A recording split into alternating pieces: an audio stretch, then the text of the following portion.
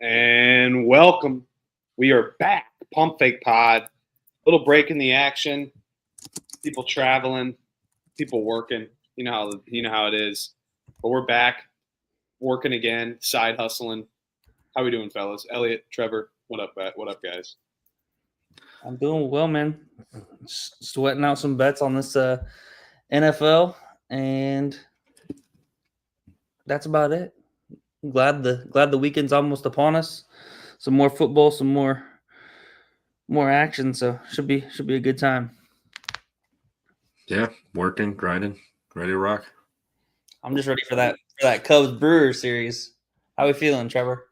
Feeling fucking great. I wanted the Cubs. I wanted to play the Cubs. I just had a plus 270 ticket on the Padres, so that sucked. But I wanted the Cubs. I want to fucking whoop their fucking sorry asses. It's gonna be great.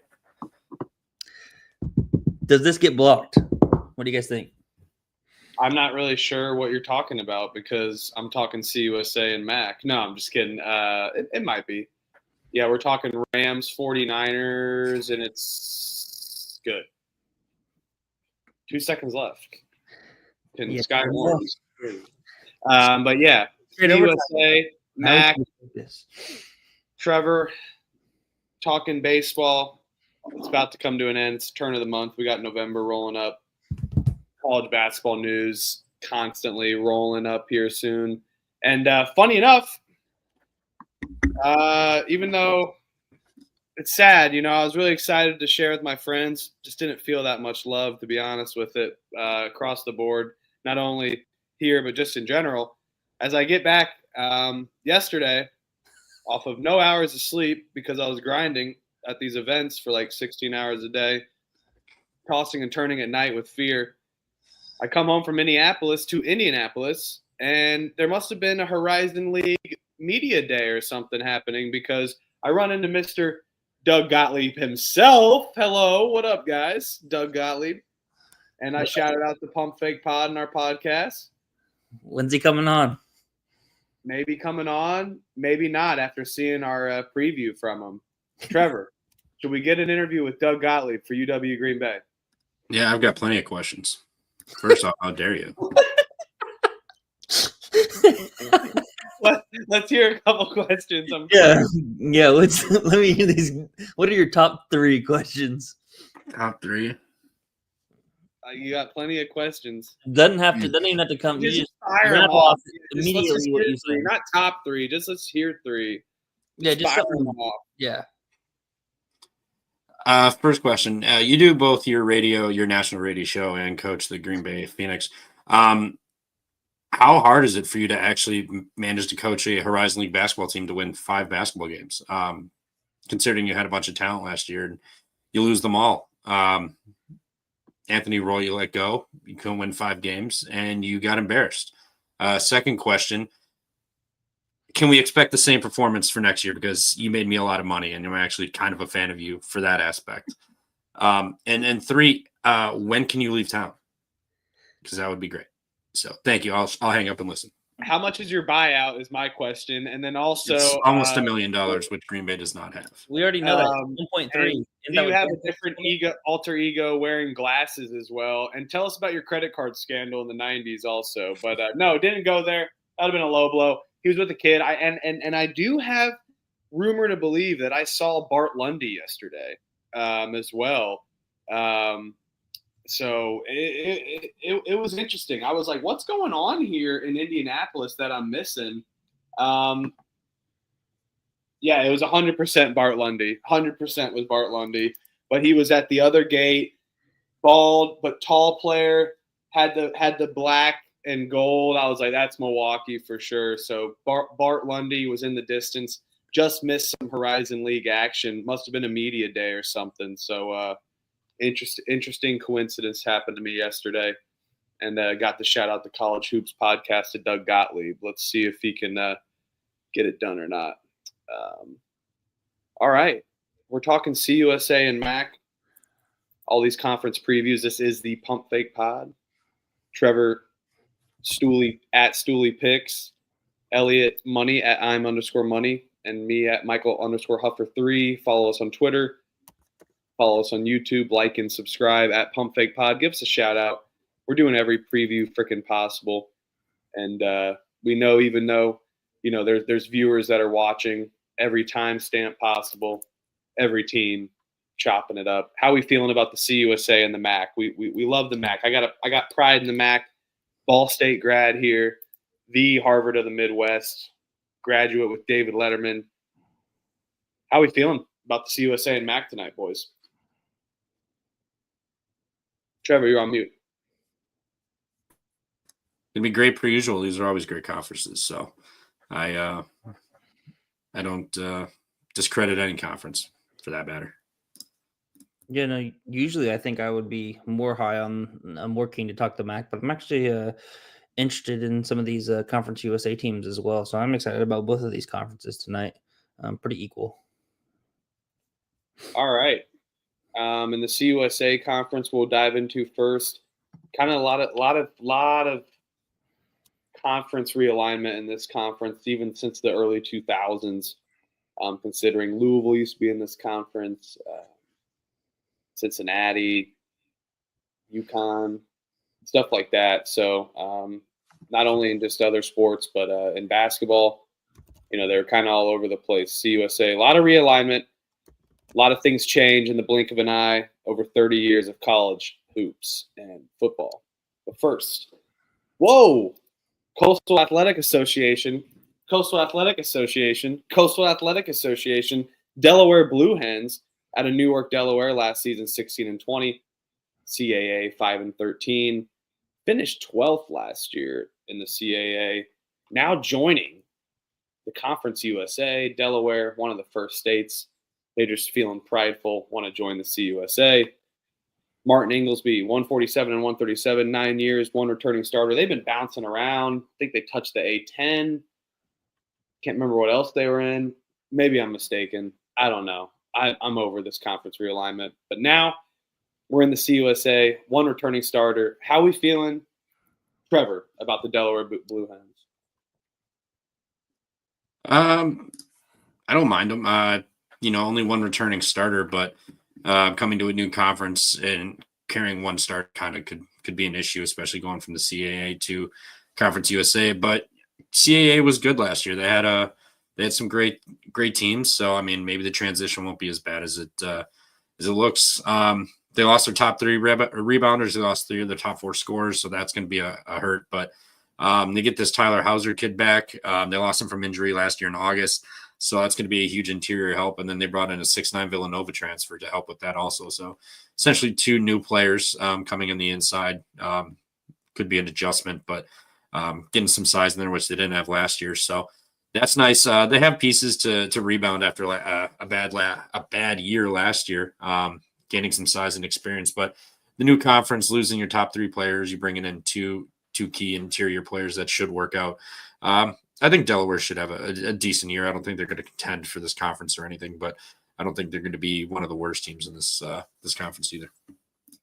Elliot, is this conference better than the CAA? I mean, 100% better. I believe personally. In basketball? In basketball, yeah. I think top to bottom when you're looking at you're probably right. At the top to bottom, you know, it may be okay. The CAA, maybe the top 4 could compete with the middle of the pack there in the Conference USA.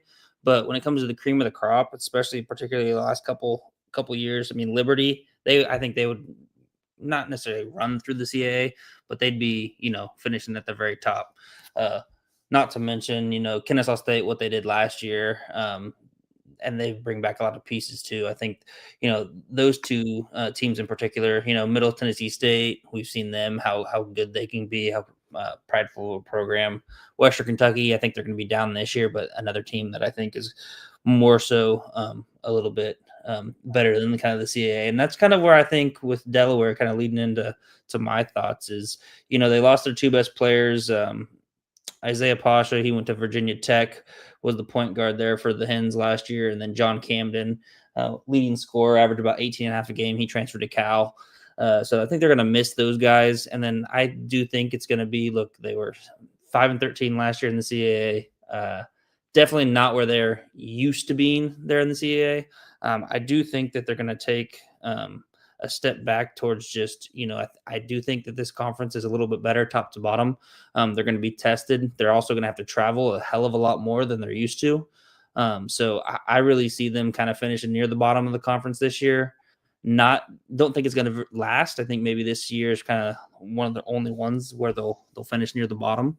But I expect them to kind of get in better recruits because of this, and then kind of start to slowly make their way up and be, maybe in this middle tier pack here in the Conference USA. Yeah, go ahead. Sorry, I did look up. You were talking about how long they've been in the CAA. 24 years. I looked it up.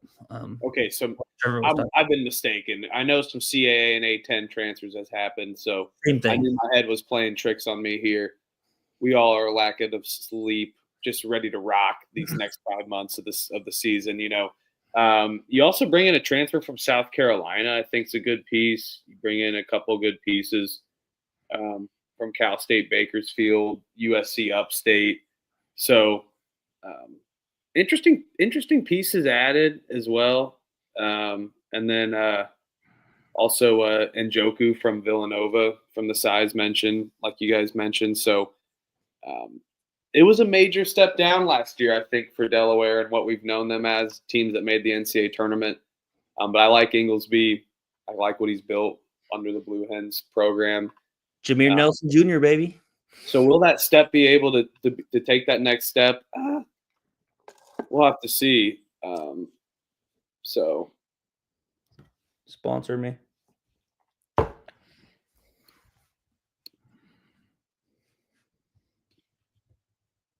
Florida International University, the Panthers, Miami, Florida.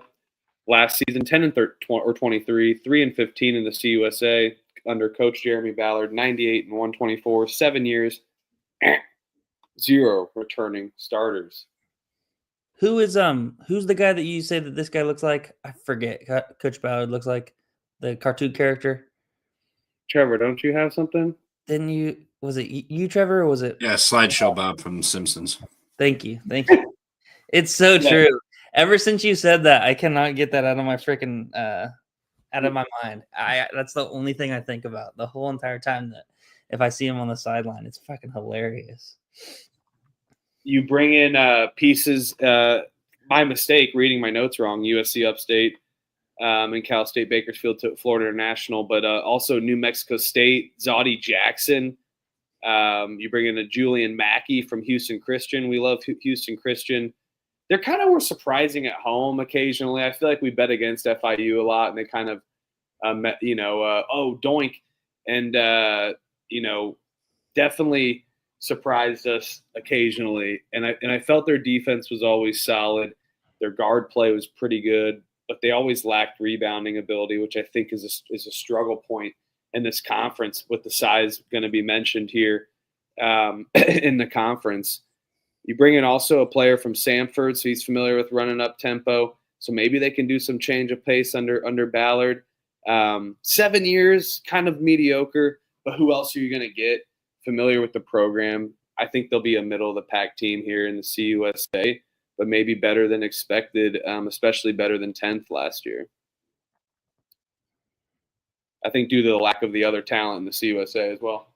Yeah, I think you're spot on with that. I feel like, there's a couple teams that we'll talk about that I think significantly took a step backwards that kind of presents this opportunity for FIU to kind of take a step up and improve upon that 10th place finish.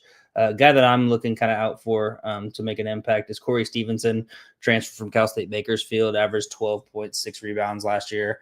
It's a guy that Coach Ballard was really impressed with when they played in the midseason tournament together against him. And so he kind of got him as one of his key pieces out of the portal. Wants him to take a lot more threes. He's a guy that's really good in transition. So I'm curious to see how he kind of translate to that game. That's just a guy that I'm going to watch out for here early in the season. But yeah, I would agree. I think, they take a step up, not going to finish near the bottom here, like at 10th, but I could see them as a middle tier team, maybe picking some teams off at home. I do think that they're going to struggle on the road. Pretty typical to what they have always done, where they struggle on the road, but they can kind of be somewhat competitive at home.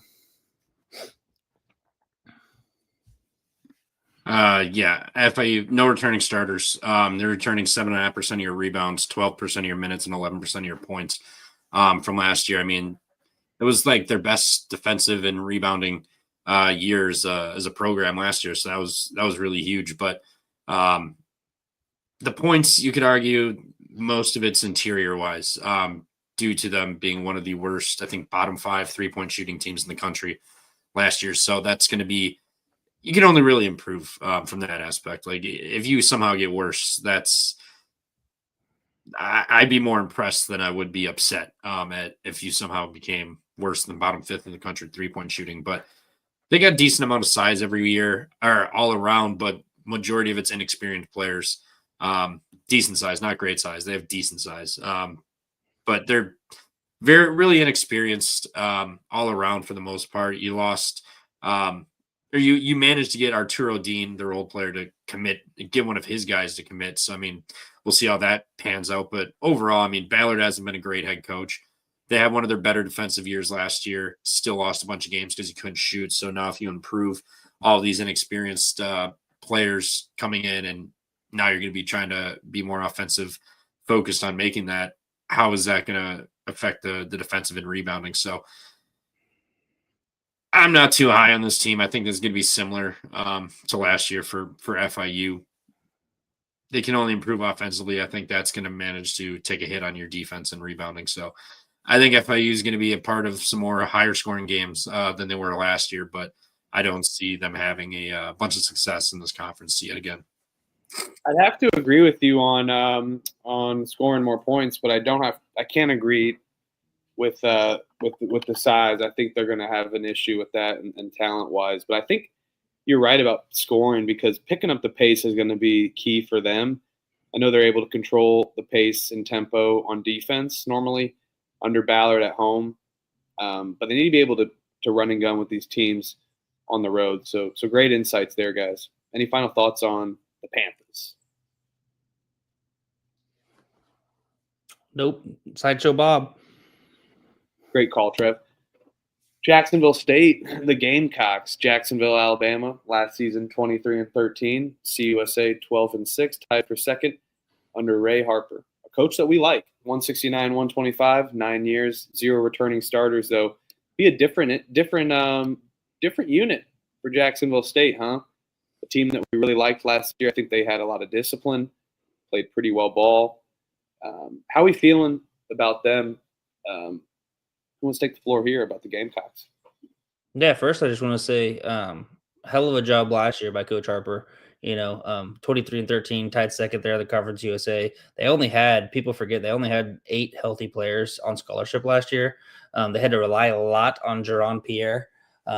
He was a guy that they're definitely going to miss this year. So I'm curious to kind of see a few of the guys that they brought in to maybe replace some of his scoring. A couple of those guys, Marcus Fitzgerald from Tennessee State, and then Mustafa, I'm going to butcher his last name, El Motonikil. He's from Louisiana. Guy averaged 14.5 a game. Then they also get a guy back from injury, Jamar Franklin, was averaging about 10 points a game last year. So curious to see where a lot of the points come from, just because they relied so heavily on Pierre there last year. But I just want to say hell of a job last year of Coach Harper, adjusting the style of play and being able to have that kind of record, see that kind of success with only 8 healthy scholarship players. So yeah, it's kind of a, for me, 0 returning starters. We're gonna see that a lot here in these lower mid-major levels, where you have these 0 returners because people are leaving or graduating or all the such. So curious to see, how they are this year, but I wouldn't expect anything less from a Coach Harper coach team. Yeah, I mean, it's definitely gonna be a step back, but I can't just undervalue Jacksonville State and Ray Harper. Great points there.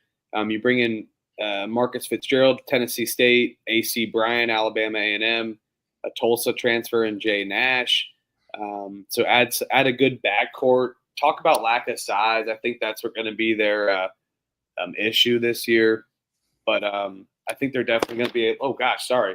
I'm trying to get my remote situated. They're definitely trying to add some athletic pieces, being able to run and gun in this league, which I think is key. But under Harper, they've always been notorious about being able to control the tempo. You have a UL Lafayette transfer who averaged 14.5 points per game, and Mustafa, great pronunciation, Elliott, and then Jordan Vick and Jacoby Hill. So you also bring in some freshmen, and I got to shout out Aitor Anabiarty from NAIA St. Francis out of Fort Wayne, Indiana. So Powers Hamburgers there. Love that, and like I said, I can't be underwhelmed with Jacksonville State. I think they're going to be just right in the middle of the pack, a little bit of a step back, but again, a great defensive unit in Harper. Trevor, round us out.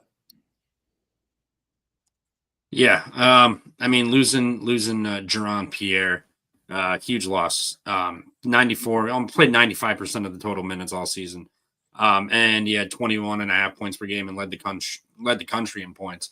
Now he's at SMU, so that's a gigantic hit for this team. Especially he was the ball handler too, so he made things happen. They got a lot of transfers in, but a lot of them are from low major D2 schools. So how are they going to make this transition up is going to be a question. They had a hell of a season last year. Ray Harper's a good coach. I don't think they're going to be falling to the back of the pack, but I think they take a decent step back from where they were last year, kind of with the middle of the pack, maybe a little under middle of the pack, but. If there's a guy who's going to get this team rolling and figured out, it would be Ray Harper. So right smack dab in the middle is about where I have them. I wouldn't be shocked if they kind of finish top 4 or 5 again, or if they end up kind of slipping a little bit just due to the amount of pieces they have bringing in and what they lost. Yeah, it's always a tough place to play and go to into Jacksonville, Alabama as well. So much appreciated for what Harper's done and for the Gamecocks. Great stuff there, guys. All right, the Kennesaw State Owls out of Kennesaw, Georgia. Last season, 19-14, CUSA 10-8 under Mr. Antoine Petway, 34-30. 3 returning starters, though, so familiar pieces. He's been able to do this continuously, which is tough to find in these low major conferences, and especially for young coaches, I think. Maybe there's an adoption for sure. But you do lose a major piece in Adrian Woolley going to Louisville, so that's going to be quite a talk here in a couple weeks. And it is an interesting kind of story, sad story of how Petway got there, of course, and losing Abdur Rahim, but just continuity for these Owls and a great program under these Owls. I think they're constantly competitive, especially when they play good teams. They'll play South Florida on November 16th in the inaugural Love Wins Classic, a series established to honor Abdur Rahim. The Owls will face Alabama on December 21st. So both schools having ties is pretty interesting, I would have to say. Gotta love that, guys. So that'll be fun to watch on November 16th, and a good moment. But you bring back Cottle, you bring back Lou and Miller. So solid play here for Kennesaw State, and I think one of the better teams maybe in this conference, and a big jump potentially for them after last year finishing tied for 4th, and a big jump is maybe even not just tied for 4th, top 3 in the conference. So I like these Owls. How we feeling? Especially, I'm going to call out this guy, Perry Smith Jr., 6'8" senior coming from North Carolina Central. I think he's going to be one of the major catalysts for this team in Kennesaw State. Talk about size there.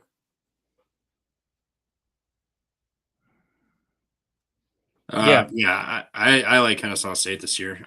Bringing back a bunch of returners. They made a good leap last year. You lose Woolley, that's obviously going to hurt anybody. You lose a great player like that, but they were a rebound focused team, and from everything I read, Petway is gonna remain being a rebound focused team, because he knows that's where you win and lose. If you don't get second chances and you take away second chances, that can really cover up a lot of areas for your team. So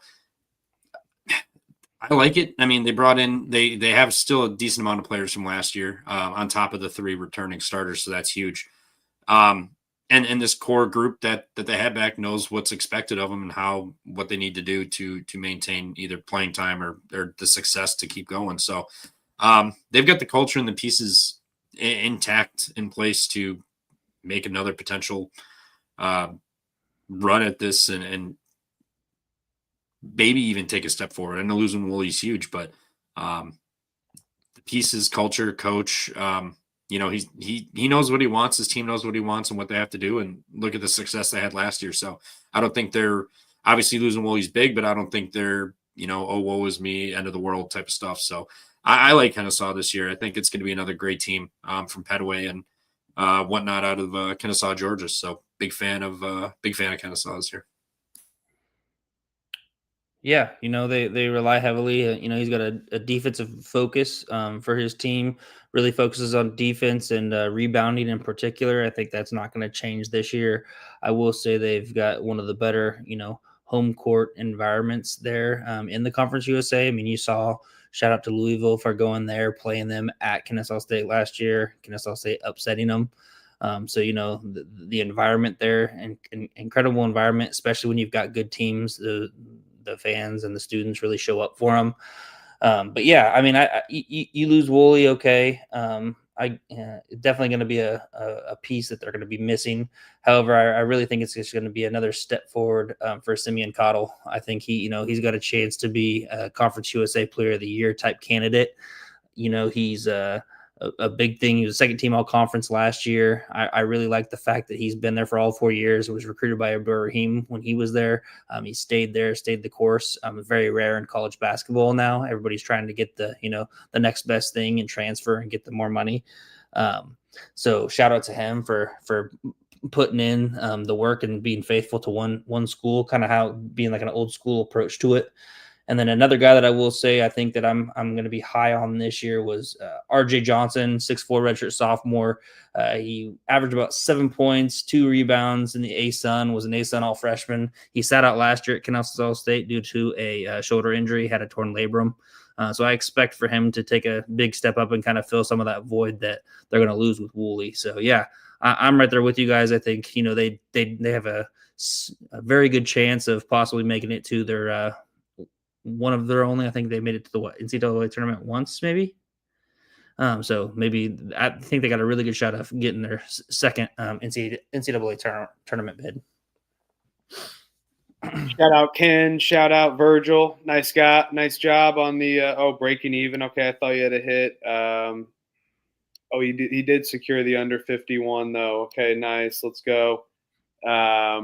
Thanks for tuning in, guys. Appreciate you. This is the CUSA and MAC preview. 49ers plus 9 was free when 49ers money line though. That was massive. So everybody knew it was free when almost did them in my Survivor, but took the money line instead for the double up. So that line opened 1.5 and went up to 9. That's way too much in a divisional game. Mm-hmm. Yeah. And like Shanahan not gonna get rolled like that. And honestly, Mac Jones under a decent system is like he's making it work. Brock Purdy's not worth, or losing Brock Purdy, it's not worth 8 points, 7 points. It was 1.5 preseason, then it opened the week at 3.5, so it moved 5.5, 6.5 points, whatever. No quarterback is worth that many points. Maybe a few. But. Put the timestamps down though. We'll talk in football there in the middle of Kennesaw State though. Shout out Kennesaw State. Thanks for a solid defense here. That's what happens. We talk football, we lose 5 viewers, but I'm teasing. The Owls, solid defensive team, just like both the teams we watched tonight. So I'm excited to see how these teams transfer. So let's go. Talking about good teams, Liberty, the Flames, out of Lynchburg, Virginia, last season 28-7, CUSA 13-5. Excuse me, Richie McKay 272 and 134, 12 years. That's what happened. I'm drinking beer. 3 returning starters. Liberty, solid program. Come on, Trevor. Let's talk about it. How are the Flames? God bless you. God bless you. Elliot, you can take over for the Liberty Flames. How you feeling? We're burping. We're sneezing. It's the Pump Fake Pod, baby.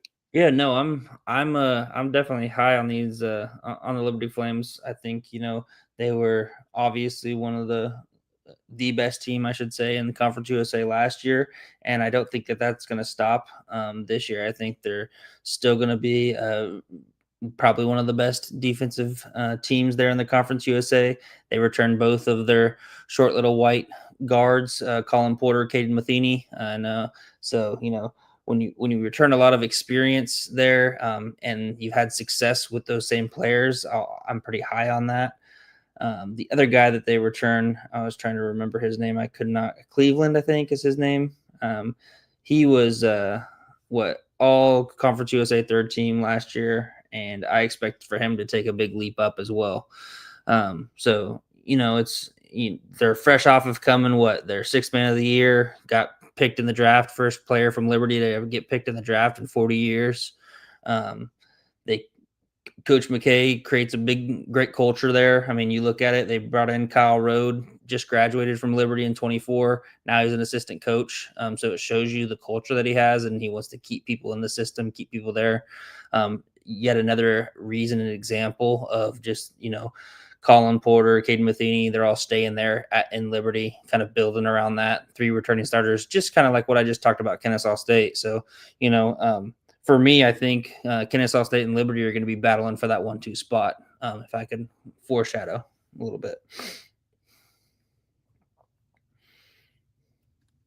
Yeah, high on Liberty again. I mean, I know they lost some guys, but they brought 3 key returners back. Both their guards are back, which is huge, especially in college basketball. You got the key players. They added some good size and athleticism in the portal, which McKay, I think, is gonna McKay and company. They know what they're doing. So getting those guys, they're going to be end up being huge pieces on this team throughout the year. Replacing what was lost for Liberty. But last year was more towards the norm. The year prior, they won 16 games or whatever it was. So it was a down year. They bounced back big time last year, winning 28. I don't think they really take much of a step back. Maybe they don't win 28 games, but I see this team winning at least 24, 25 games again, just being absolutely solid.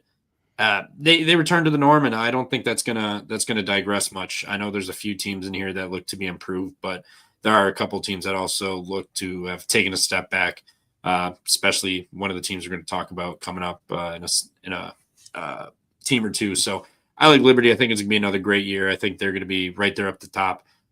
There might be a team that could come out and maybe surprise them and maybe battle for the first place, but this is a team I probably see just winning the CUSA again here. Yeah, I mean, how can you not a Liberty under Richie McKay and the system that he's built? I mean, done a great job there in Lynchburg, and bringing in decent pieces as well out of D2. I really like this piece that they brought in, and it's on their website. Feel free, anyone, to tune in on the Liberty Flames website.com. JJ Harper from Concord University, 13.9 points per game, 5 rebounds for the Concord Lions in West Virginia. So that's going to be my sneaky player of that team. And, they always spread the floor good. They constantly be able to move the ball, motion offense. They drown possessions. They drain you on defense. They force you to shoot bad shots. They're a solid team constantly, and I think coaches really matter here, no matter the rosters, and the familiarity is going to be solid. So I'd have to agree with you guys here. Any final thoughts on the Flames? Yeah, I think one other guy to kind of keep if we're kind of name dropping some players. Let's go. Xander Carter, 6'6", freshman, true freshman. He actually went to the same school in Ashland, Kentucky as Colin Porter.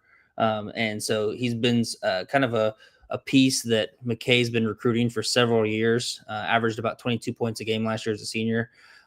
I think that he's going to be, we'll see how much he plays in his freshman year, but he could, if he is able to adapt to the college game and the college level, I think he's got the skills to really make a significant impact there kind of immediately for them. And, just the fact that McKay's shown so much interest in him over the last 3-4 years to get him to Liberty, I think that shows that if he's translates well, he's got the talent and McKay's got the belief.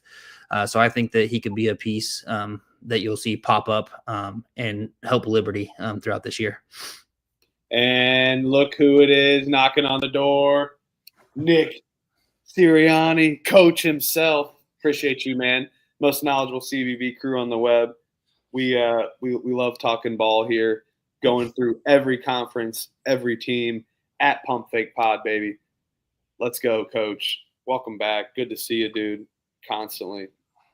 Much appreciated, man. Everyone in the chat, thank you. All right. The fellas are high on Liberty again. Could it be a setback year, though? Okay. Maybe a step back from 28 games, but they'll still be down. Setback is in second, potentially. We'll have to see. Predictions at the end. Louisiana Tech Bulldogs out of Ruston, Illinois, Louisiana, 20-12 last season, 9-9 in the CUSA under Talvin Hester, 57-40, 3 years, one returning starter. Team I always like betting on. Good defensively. I've always had a good front court. I think they definitely took a step back last season in the CUSA and underwhelmed, finishing sixth with a 20-12 record after starting hot in the non-conference and having really good seasons before this as well. So really setting an example, I would say, of how to play in the CUSA. No rhyme intended there. And who could forget Kenny Lofton Jr.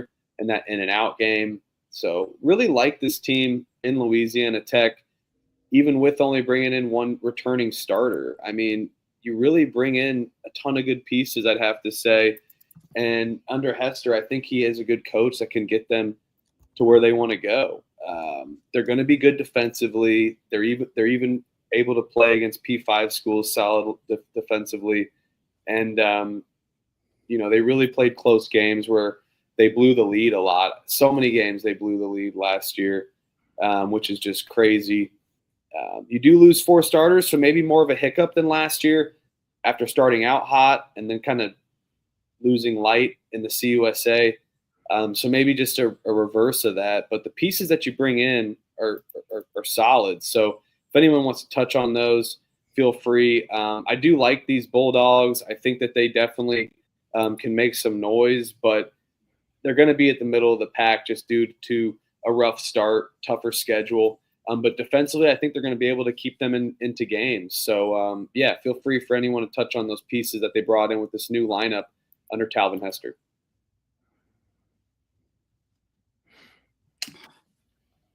Yeah, I mean, I kind of just took notes. I don't really – do you know all the starters they're bringing in or whatever else, Elliot? Or Yeah, I mean, there's a couple. So, I mean, the big one, obviously, that that they're gonna miss is Dana Bacho from last year. Big man down low, 6'11" center, led them in scoring and rebounding and blocks. I think that Louisiana Tech themselves, they usually are 11-4 is a pretty good home record. However, I feel like usually we see them, not really dropping that many games at home. So you made a good point, Huff. They just lost a lot of close games, and I think some of those came at home. Returning starter, Caden Cooper. He came from Oklahoma, averaged about 10 points, 8 rebounds a game. This is yet another team that really emphasizes rebounds, as you can see, with a 6'5" guard getting almost 8 rebounds a game. But then they bring in Will Jeffress. He's a transfer from Pitt. So he'll probably start. He transferred from Pitt, was there last year actually at La Tech, got hurt and sat out the rest of the year, medical redshirt.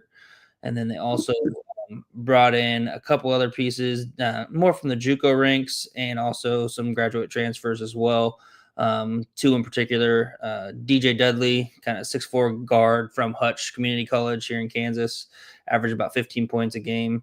And then Scooter Williams, he's a graduate transfer from Texas A&M Commerce, as I will not give the actual name, but everybody knows where that is. Yeah, that's the big piece is Bacho being gone.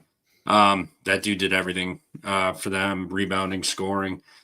You name it, he did it. So that's a gigantic loss. I mean, we saw him win plenty of games for them last year. Now you're not going to have him. It's a big concerning loss for the Bulldogs, in my opinion. Do you lost majority?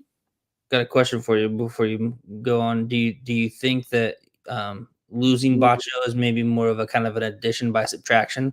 Just the fact that instead of them having to rely on one single person? Do you think that possibly, the more pieces, the sum of all pieces is better than just one singular piece that they had to rely on so heavily? Oh yeah, potentially, obviously, but Bacho was such a big piece. I mean, he controlled the glass, and if they ever needed a bucket, they could just dump it in there, and he'd, put it in or just go to the free throw line and get other bigs in foul trouble. So it'll be interesting to see how they replace and what they do for that. But I would much rather have Bacho on the team than bringing in some transfers and kind of hoping that it works out. I mean, they knew what their identity was, and it worked out. They were, they obviously didn't win the CUSA, but they were always a competitive team and could upset anybody on any night. So obviously it could be a great addition, bringing in everybody else and maybe playing a little bit of a different style of basketball, but Bacho's still a gigantic piece to lose.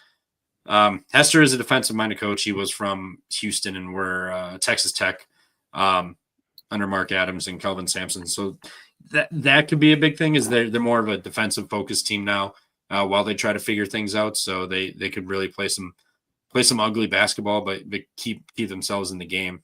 So this could be a potential under team for a while unless they figure it out offensively. But I think their defense will be fine. It's just interior and playing without Bacho. I'm curious how they're going to go. So I think they're going to have a step back a little bit, but I could also see them maybe kind of just hanging around the same spot given the coaching experience and the culture that's in place at La Tech here. Yeah, I mean, I do like Hester and his system, though, I'd have to say. So thanks for touching on those pieces mentioned. I think they're going to be decent additions for Louisiana Tech. But, yeah, I'd have to say we're kind of on the same boat here for the Bulldogs. I do love Ruston, Louisiana, though. Solid sports town. You don't think they're getting 20 wins for the third straight year, do you? No. Well, me neither. I have to look at their non-conference schedule, but I'm not here to play the schedule game. I'm here to just talk what I think their thing is. But I do know they have a tougher non-conference schedule than last year. But, hey, you never know. These PPL, PPEs, PPDs, STDs, multi-E's, MTEs, whatever the hell they call them. CP3s. I mean, they can be prepared for them. I know they got one that they have. So enough of these Bulldogs. Good God. Let's go into Murfreesboro. Great exit town if you're driving down to Florida. Just need a quick stop. Middle Tennessee State, but it also is a great town to go watch some sports as well. Last season, 22-12, which they kind of just underwhelmed at times, I felt too, though. 12-6. Nick McDevitt, 105-118. I'm surprised they had 22 wins. I'm sure that helped with the postseason. One returning starter in Murfreesboro. I really like McDevitt. I mean, I just think that the Blue Raiders are a solid program that won't just settle for being at the bottom of the CUSA. And this isn't necessarily just a rebuilding year at all whatsoever, which I don't think is an issue for them at all. So 4 transfers next year, which is just crazy, I'd have to say. Which I can't believe that. But you do bring in 3 new starters, graduate transfers. Really love James Dent Jr., 6'5" guard. Joined kind of late in July 4th, and he did it from Western Illinois and Northern Illinois. Sneaky guy that's going to be on the perimeter there. And then you also bring back Alec Oglesby as well. So transfer from Stetson, but played last year for the Blue Raiders. So probably a more prominent role here for the Blue Raiders, which is going to be nice. And someone that I'm going to talk about here, product of the Webb School in Bell Buckle, Jax Howard. Let's go Bell Buckle, 16.4 points per game. Tons of D2 athletes from Tennessee brought in. So a lot of these guys finally going in to play for Middle Tennessee State. Really love what Kevin McDevitt can do and work with what he got. I think he has a good system, regardless of the talent that he has. So a decent year for the Blue Raiders, I'd have to say, because you do have some returning players off the bench too that played last year. That's going to have a more prominent role. If anyone wants to touch on those as well. Yeah, no, I think that Oglesby, I think you bring up a good point with him. He was actually was at Middle Tennessee State last year and was hurt. So he's got 1 year in the system, didn't play. But I remember him from Stetson 2 years ago. Really good shooter. So I think he's gonna be one of those kind of guys that'll be a threat from deep, but also be able to play kind of that typical style that Coach McDevitt likes to play there, just because he's been within that system for a year. Another guy that I'm looking forward to watching is Javin Carter. He came from Penn State, transfer, averaged about 2.5 points a game last year. Came off the bench, didn't really play much, but when you always come transfer down from that Power 5 to this mid-major role, I think that they can really rely on him as a guard to score, but also just to be a primary ball handler. And I know me and Trevor, we talk about it every single, pretty much anytime they played, but we always love taking them at home and fading them on the road and kind of trusting that system there in Murfreesboro. It wasn't as good last year as it normally is, but it's something that I think, could possibly be a play again that we got to keep in the back of our mind is they're always pretty good at home. And then sometimes we can kind of find the spots to really fade them on the road. So. Yeah, last year they were horrible at home, but they were winning on the road. It was a complete opposite. Yeah, complete opposite of what they normally do. But one returning starter, you get the coach coming back.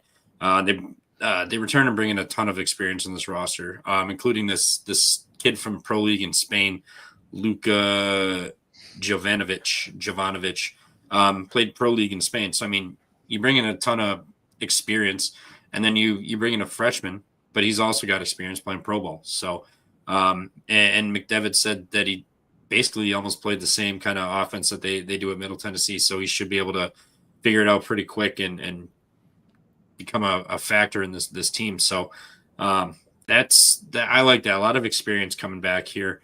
I know they only have one returning starter, but you bring in guys that know what they're doing from the portal, not to mention a pro ball guy. As long as his game translates to the college level, I think Middle Tennessee is gonna have a really, really good year again. And again, last year they were not as good at home, better on the road. So that's obviously huge in stealing games, but unable to hold down home court. If they can at least hold home court down per usual like they normally do, I think this team can be really good. So they got depth, they got experience, they got a pro league guy. And different sizes, like they can play two styles of basketball if they wanted, so they can match up with anybody. So I'm high on Middle Tennessee. I think they're going to have a really good year under McDevitt again.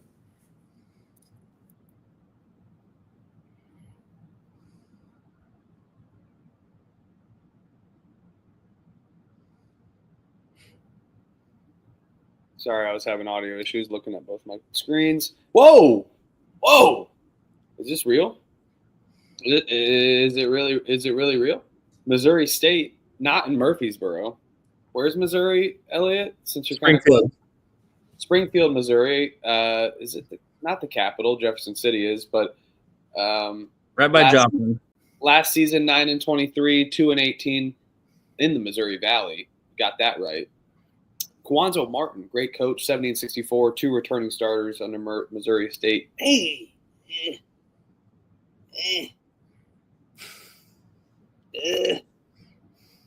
it going to be a tough year for Missouri State? I mean, you struggle in the Missouri Valley, competitive conference, but now you go to the CUSA. I think kind of similar, to be honest with you, just style of play. I mean, definitely not notoriously and as an aggregate of the conferences, but in basketball, absolutely. But you do bring back Zaxton King, who averaged almost 9 points per game in his freshman year. So some familiarity there for Missouri State. You bring in transfer Antoine Burnett from Grambling State as well, too. So I kind of like these Missouri State Bears. I think they'll be kind of flirty whatsoever and win a couple games sneakily, but it's definitely going to be an interesting year for them, and I think just definitely a tough adjustment here in the Conference USA. What say you guys? Yeah, I mean, if you thought that I'd said Delaware was in the CAA for 24, 25 years. Missouri State, last 35 years, they've been in the Missouri Valley. Primarily, I think this, the switch was kind of because of the fact that Missouri State went FBS in football, so they had to find a conference. And so this is kind of why they moved. I don't think they wanted to necessarily move. If you ask the basketball side of Missouri State, they didn't want to leave the Missouri Valley. However, for football, just being in the FBS, they had to kind of make that transition. So they might say that they're excited. I'm not quite sure if they necessarily are. I will say that, being at that bottom of the Missouri Valley, they were pretty feisty on the defensive side, a lot of low-scoring ball games last year. One guy in particular, Michael Osei Bonzu, he's a 6'4", 280 pounds, just a tank. You can't move him. They relied heavily upon him for their scoring last year. And I just don't think that that's good to rely on just one, maybe two pieces. And that's really kind of why, you saw in their games, they were only scoring, 50 to 60 points. And they were just trying to rely on their defense. And I just don't think it's necessarily going to be able to translate well. Maybe at these bottom tier teams here in the Conference USA, they might be able to defensively just kind of grind and beat people up. Just because I think that, the Missouri Valley top to bottom is more physical. However, the top of this league is a lot more physical than I think, but I think, you get to like Delaware, FIU, people like that. I think they'll be able to maybe kind of physically impose their will. However, they're not going to be able to do that with the top 4, 5, 6 teams in this conference. And this not even including, Missouri Valley's local travel. Now they're going to be traveling all over the place. So that I think is going to take a toll as well. So they brought in a couple guys, classic kind of, even though I'm not from Missouri, it's kind of cool to just see, a D1 program bring in a lot of guys from the D2 ranks. So Truman State brought in a D2 guy that's a D2 out of Missouri, and then a guy from Missouri Southern that's in Joplin. Brought in some pieces from the D2 ranks to try to bolster their roster. But yeah, I'm not very, very high on them. If you finish 12th in the Missouri Valley, I know that's a proud basketball conference, but I think it's pretty comparable versus like the CAA. I think maybe the CAA is taking a little step up. Missouri Valley, I think, can maybe kind of translate, and it's pretty even. So I would expect definitely comparable for sure. But yeah, I like this Missouri State team. I think it definitely will be an adjustment. Great call outs on the college football move there as well too. As I mentioned, in Zaxton King, got to shout out Zaxton King as well. Young guys, a lot of freshmen, lots of freshmen and sophomores on this team. So we'll see if that lack of experience will be able to work in the CUSA or not. How are we feeling, Trevor? Final thoughts on the Bears? Yeah, I mean, 3 returning players, but 2 of them are starters. So I guess that's good for returning. Returning players aspect, but we got a lot of freshmen in this, but they're bigger and they're solid players, but they're also freshmen. So how they're going to translate to this level or how long it'll take them, kind of a wait and see thing. But the freshmen all have potential to be really good players. So if they can buy into the system and contribute to this team, I think Missouri State can only go up from last year, even though they're going to be primarily a young team, but they're focused on being an inside-out team. Kwanzaa wants the guards to get inside and then, post up, kick it out for open shots, just drive the lane, make it all collapse and set up the open shots or be able to get a shot at the rim. So if they can do this and those outside shots are falling, I think Missouri State can take a significant step. But again, it's a young team. So if the freshmen aren't contributing or they're struggling or taking a minute to kind of figure it all out and get up to speed, that could hurt them. But if the freshmen kind of figure it out early, I think this Missouri State team could surprise people and take a significant jump from last year. So I have high hopes for Missouri. It's just a matter of how the freshmen will play out up at this level and how they'll buy into the system and actually acclimate. So it could be a rough year considering how young they are, but if they figured it out, it could be a great year for Missouri State. Yep. Definitely could be some sneaky wins. New Mexico State, the Aggies out of Las Cruces, New Mexico, last season 17-15, 10-8 in the CUSA under Jason Hooten, 30-34 in 2 years, so just pretty average. Got to say the Aggies, just a whole new brand for them. You only bring in back 2 players from your roster, and Gabe Pickens and Jacoby Osborne as well too, who just didn't really have many roles on the team at all last year. Had to be able to see the floor due to injury or just foul trouble. So maybe a prominent role more, but a player that I want to shout out is going to be Chris Terrell. Chris Terrell from Delta State University averaged 21 points per game under D2 last year. He's a stealing machine as well too. He's definitely all Gulf South Conference and led last season of all D2 in steals. So this guy's a player. I think this is the right jump and the right conference that he's able to play. Good talent. It'll be interesting to see if he's able to take that jump to D1, but I think it's definitely going to translate. And then you also bring in some pieces from Cal State Bakersfield as well too, and Southern Indiana. So transfers galore here for the Aggies. Going to be a little renegade kind of team here for Hooten here in 2026 or 2025, 2026. But I think this New Mexico State team's kind of talented, unfortunately, or not unfortunately, but they really are. They got a lot of newcomers coming in. I would look out for what New Mexico State has to bring and that big jump here for Hooten in his 3rd year for the Aggies. People just hating on you in the chat, Trev.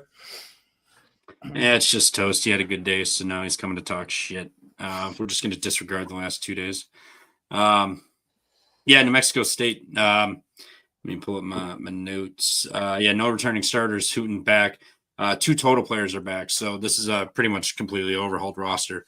But a lot of depth and athletic guys with scoring potential on this team. But again, it's an entire transfer portal roster essentially. So it's just like a lot of these mid majors, low mid majors. It's completely new rosters every year, figuring things out, see how everybody will mesh.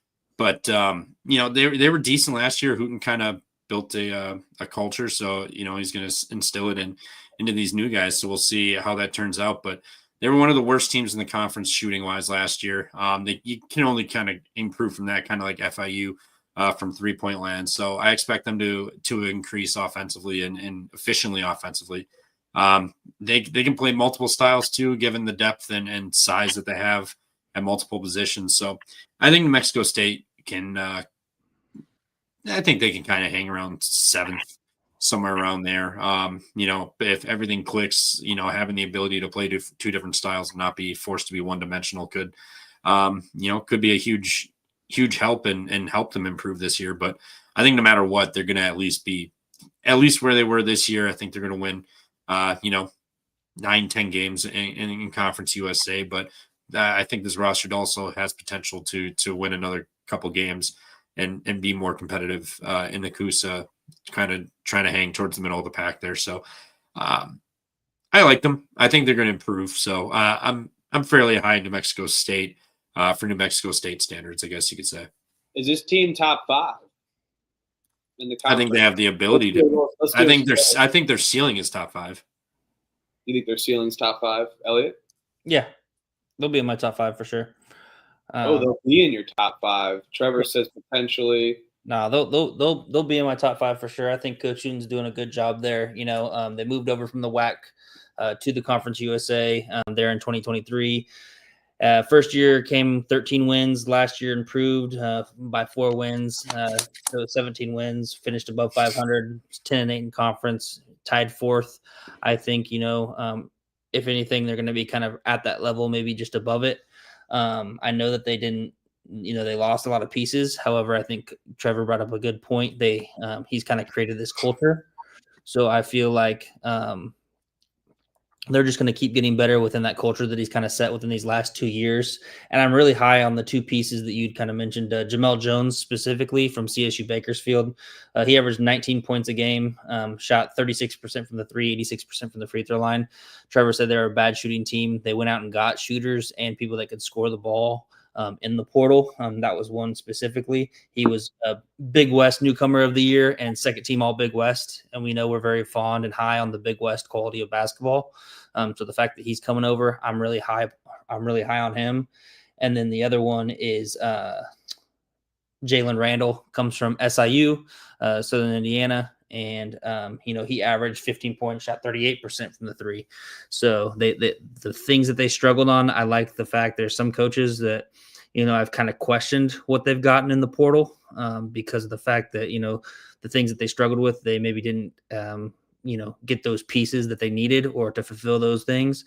However, I really like when coaches are struggling in a certain area or a certain aspect of the game, and you see from the transfer pieces that they've gotten proven guys that can basically step up and fill what they were struggling with last year. So I'm really high on them. I think they're just going to continue to get better personally.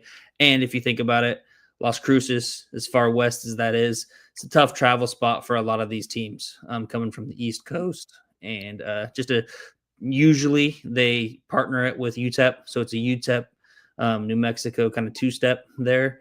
And I just feel like that's a tough travel spot, especially if you're going to be playing a team like this that has quality players and a good home court environment.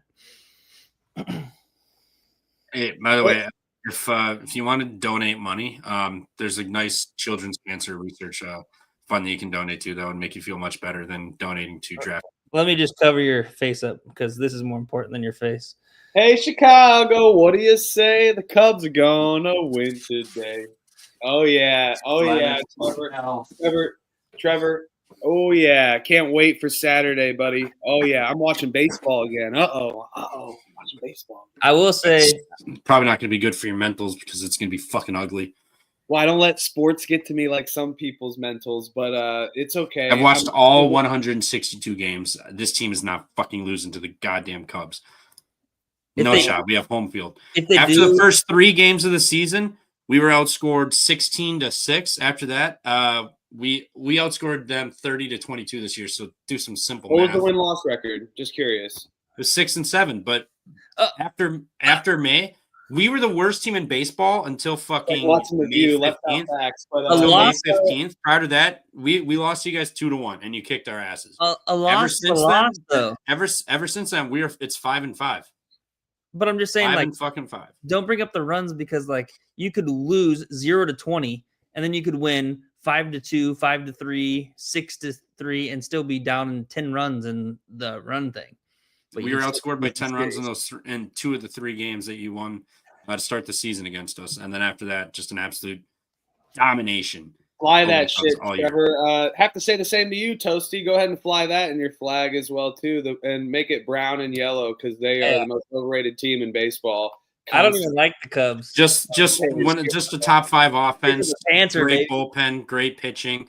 The offense was absolutely dominating the entire year, top to bottom. So, yeah, it is what it is. Go ahead and keep hating. If there's a more cursed team than the Cubs, I'd like to meet them.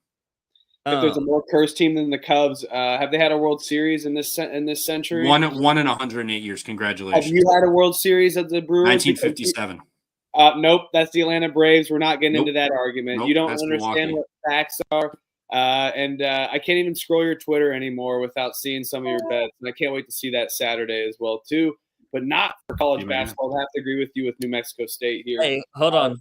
I will say, before we go to Sam Houston, I want to say I saw the worst transfer ever. Ibrahima Sakho transferred from New Mexico to New Mexico State. How the fuck are you going to transfer from your hated rival? He money. He only made state school grades. He didn't make the grades for New Mexico. It makes no sense. It's like if fucking somebody from KU was going to go to Kansas State or vice versa, or Wisconsin to Purdue or vice versa. Wisconsin beat Purdue in Purdue last year. Hey, again, Indianapolis Motor Speedway flag. You got to pick a team. I've been rooting for the Cubs. Yes, I've seen many cursed times. It feels good when you finally see a World Series. Maybe you'll experience that one in once. 108 years. Okay, but guess what? Your I saw it. great-granddad never saw it. Guess what, dude? I was in fucking college. I saw it with my own very eyes. I lived it. It was awesome. No matter how much Cubs and anguish I experienced, I didn't bitch about it. Just rode through it. Next season, that was the Cubs' motto. And guess You what? played anybody but the Indians and didn't have a rain delay. Cubs lose that fucking game. Hey, if you never not had an excuse about anything, it would be okay, and you just enjoy it. It's called spin zoning. See you that on Saturday, baby. All right, guys, let's get into college basketball. Sam Houston State, the Bearcats, Huntsville, Texas. Last season, 13-19, 6-12 in the ninth in the CUSA. Under Chris Mudge, step back under his first year. 0 returning starters for the Bearcats. How are we feeling about the Bearcats here, Elliot? Well, I will say they got one of the all-name players, Po Boy King, transfer from. That's an all-name player, I'm pretty sure from Trevor. From Trevor, I believe. So from NC Central, transferred in from NC Central, but I was actually, I was very disappointed in the Sam Houston State basketball program last year. I thought they were going to be better. And maybe it was because of the first year head coach Mudge there, his first year, just really struggled with that. I don't know. But now the fact that, you've got a team that I thought was pretty talented last year and you struggled mightily, both in the non-conference and in the CUSA. Not quite sure how I feel about this team. I'm pretty low on them in terms of all the other Conference USA teams. I will say, shout out Lamar Wilkerson. Awesome story with him getting, transferring to Indiana and then given a 6-figure donation back to Sam. I hear people on the last episode when I mentioned that though say he should have gave more. Correct me if I'm wrong. Somebody said that. Who said that? We'll have to go back to that episode, but yes, it was. I couldn't even find it because it was at the beginning of it. It was like the news section, but yeah, solid player. Solid player, but 20 points a game. You're missing that now on a team that was already struggling. I just don't know how I feel. He's gonna definitely have to prove it to me.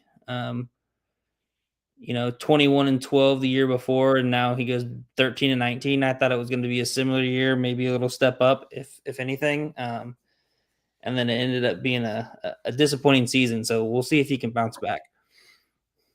Trev, what say you, my friend? Yeah, Po Boy King, huge ad. Po Boy King, huge ad considering they lost Lamar Wilkerson.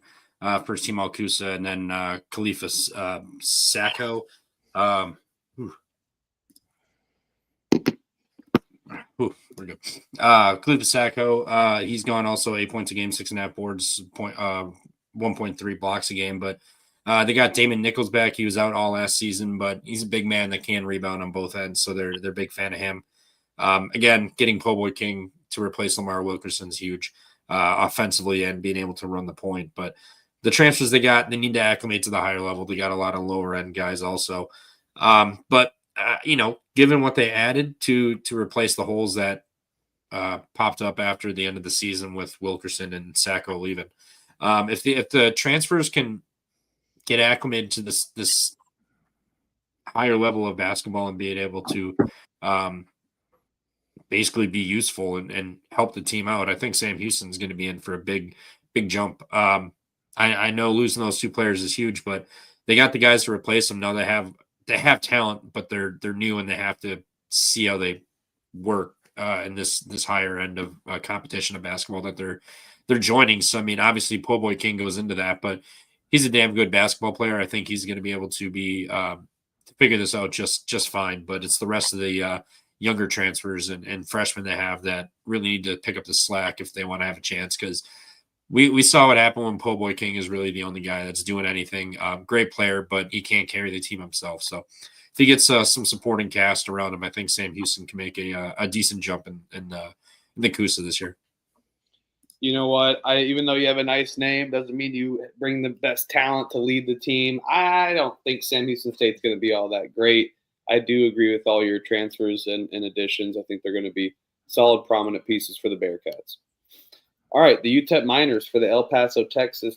Last season, 18-15, 7-11-8. Joe Golding, 70-63, 4 years, 0 returning starters. This may be a tough year for UTEP, a team that we liked to bet on last year a lot. Just a good defensive-minded team. Tink, tink, tink, baby. Yeah, we picked a couple of their upsets as well too, plus money, which was nice. So always an efficiency type of team, and they haven't made the tournament since 2018. 0 returning starters, so a whole new piece. This may be a start back from square one here. You do have some added pieces in C.J. Smith from Oklahoma State, Jamal West from Nicholls State as well, and Muhammad Mbaye from a JUCO center. So I like these pieces that they added, but I do think just talent-wise they don't stack up to these teams in the CUSA. So, man, I like UTEP, a team I normally root for, but I think they'll be at the bottom of this conference yet again, even with their good defensive play.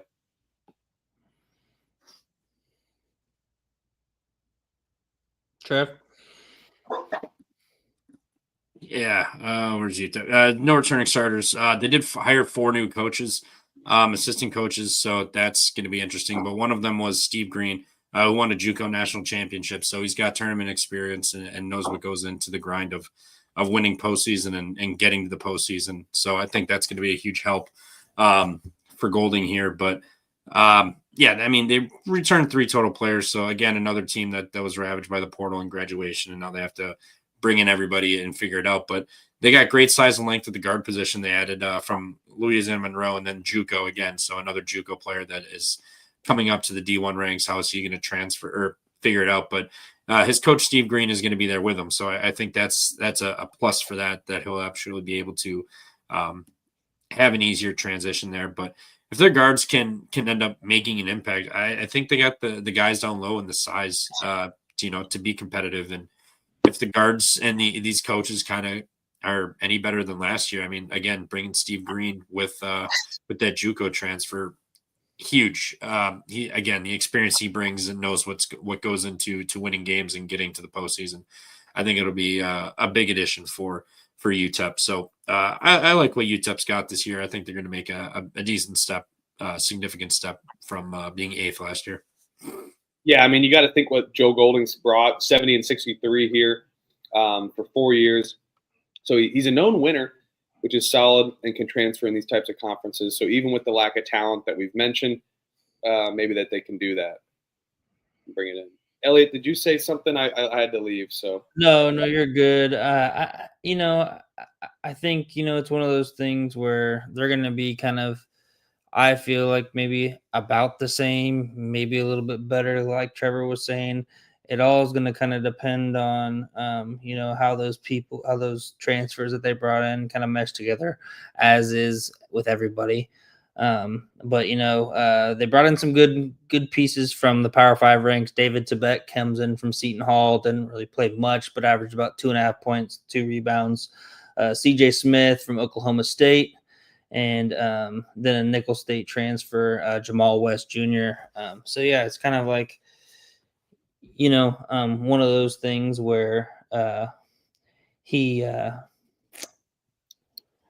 brought in some transfers there, kind of at those higher ranks, higher levels. So you hope that makes an immediate impact. But it's one of those things where we gotta kind of see how it plays out. I'm not necessarily high, but I'm not necessarily in the bottom dumpster fire for this team. I think that they maybe can finish in that similar 8th spot, something around there. I don't see them taking a significant jump or drop.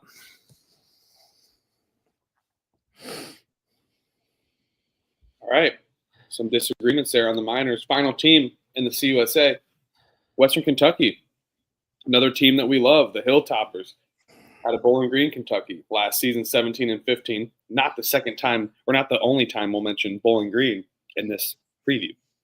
Last season, 17-15. CUSA 8-10, 8th in the conference, tied with UTEP, as we mentioned, with that record under Hank Plone, one returning starter.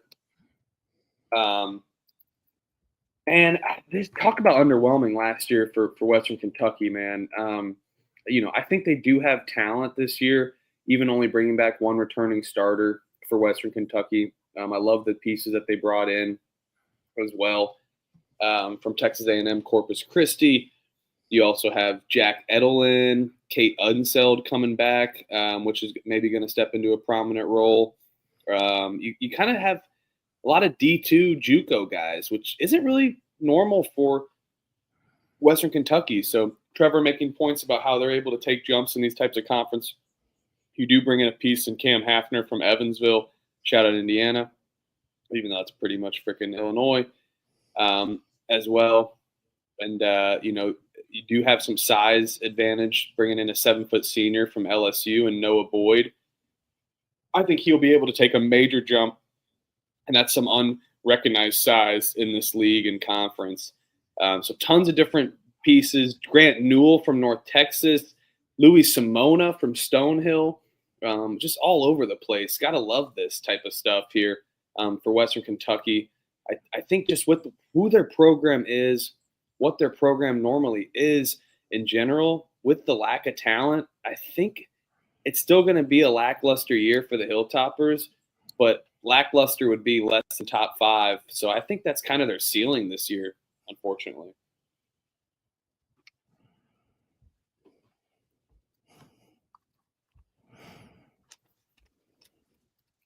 Fellas? Yeah.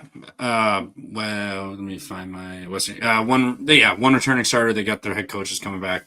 Returned a fair amount of guys, but transfer portal, they brought in some experience, some older guys that have seen the floor and know what they're doing out there. Not a bunch of freshmen and D2 guys. So injuries did kill them last year. So they do have new players and whatnot. So you can't imagine that the injury bug is going to bite them like it did last year. Hopefully not, because they did have talent last year, but you get 3-4 guys hurt, that kind of just kills the whole momentum of the team. Inability to bring guys in off the bench. So, but they like to play fast. I think they're gonna. I think they decreased like 4 possessions or so last year. Their efficiency rating went down 4 total points from like 51.5 to like 47 or something. So it doesn't sound like a lot, but when you play as many possessions as Western Kentucky likes to do, that does take a hit on your offensive numbers. So I think with the experience they have coming in, and guys that hopefully shouldn't be dealing with injuries like they did last year, I think this Western Kentucky team can take a step forward. But at the same time, if these guys don't pan out, or the playing fast doesn't work out for them, Western Kentucky, their defense has always kind of just been their bugaboo, and now you're going to have to try to slow down pace, which will just kind of mess up your flow of the game, how you play. So I'm interested to see how Western Kentucky does, but I think they'll finish above 8th, but I don't think they're going to be top 5 or anything in this conference. Yeah, shout out Virgil, appreciate you. Yeah, appreciate you, Virgil. That's awesome, man. Appreciate you, dude. I'll Venmo you that, Penny. Thanks, man.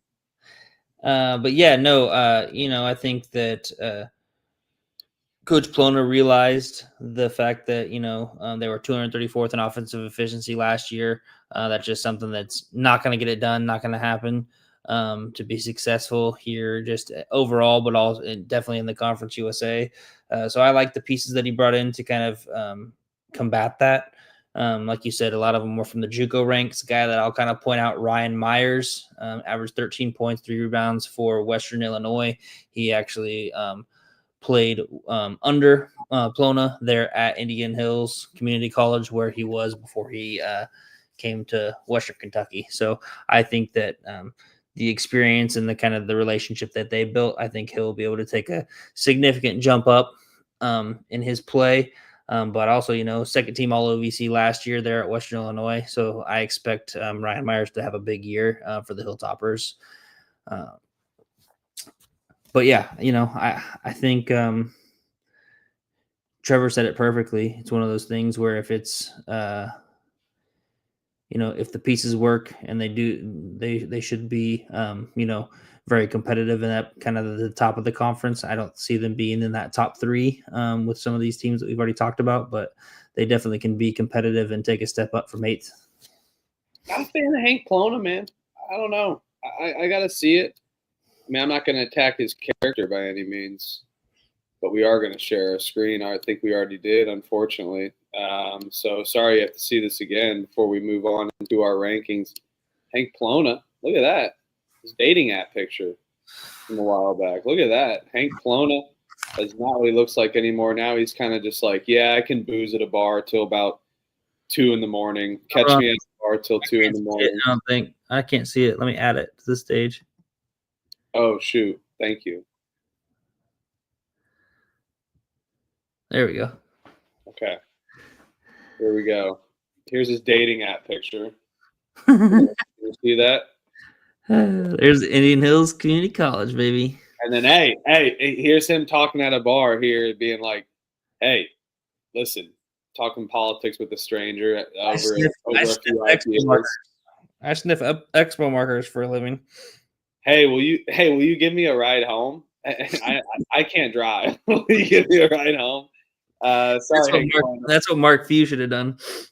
Oh, yeah. I have some stories about Mark Few. I know a few people from South Bend, so that's for another day with Mark Few boozing at certain bars. But I guess we're done with the stage anyway and the slides because we're going into our top 12 CUSA previews. We do it bottom up, just not like how you wipe by any means, and we are knocking them all down. We're about to be going into not having 2-hour episodes and having only, maybe talking P5, you could. But we're getting into P5 episodes here in a bit, talking all things conferences. And then the final week of October is going to be all futures, all things prediction, looking at the whole college football basketball slate and a macroeconomic kind of viewpoint from a bird's eye view, the whole shebang after dissecting each team. Here at the Pump Fake Pod. Like and subscribe. All of us on YouTube. Thanks, Virgil. Much appreciated for tuning in. But without further ado, we got the CUSA conference going in. Trevor, you're up first, my friend. Who is your 12th pick for the CUSA?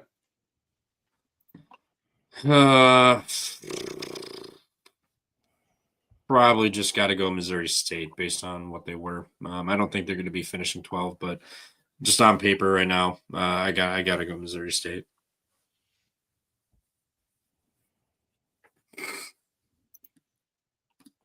Elliot. Delaware for me. I just think the jump up from the CAA to the Conference USA is going to be a little too much in their first year. Yeah, I was undecided between those two as well. I don't know, man. I kind of like Inglesby to just give him the step back a little bit. You know what? Oh, shit. I'm going to go. I have a distinct bottom 3. Sorry, guys. I made you guys go so I wouldn't be ready, and here we are. I'll go Delaware as well. So all that for going Delaware 12. Sorry.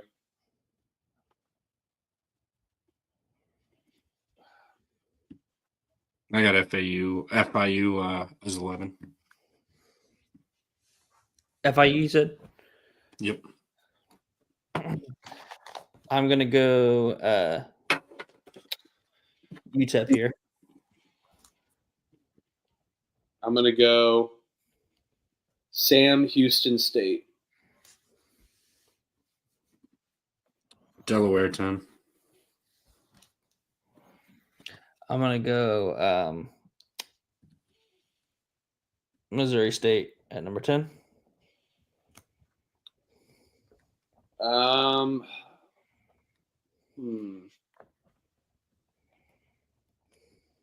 Number 10 for me is going to be Western Kentucky. No. I'm gonna go UTEP here. Sorry, 10. No, 10th pick UTEP. New Mexico State 9. I've got Sam Houston State at 9 for me. Okay. I'm gonna go Missouri State here at 9. I got UTEP 8.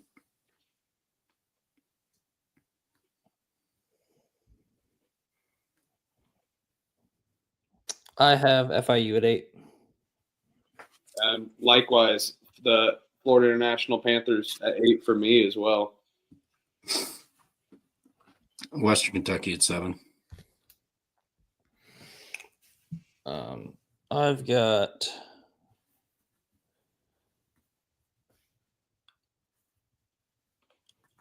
Louisiana Tech. Oh, yeah, actually give me La Tech at 6. Forgot about them. At 7? At 7, you mean? 7 Western. Oh, am I next? Oh, my bad. No, I'm writing them down in my head. No, You're you right. you said 7 Western Kentucky. Yep. Just leave them there.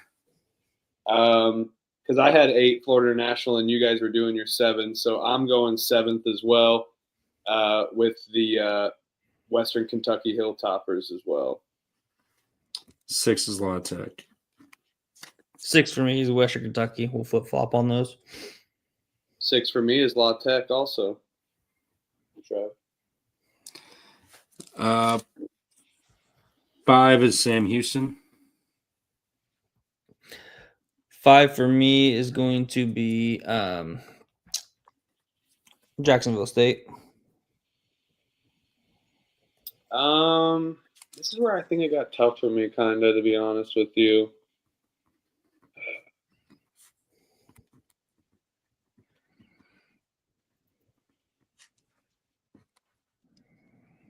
I'm gonna actually switch number 6 and go Jacksonville State and Louisiana Tech 5th.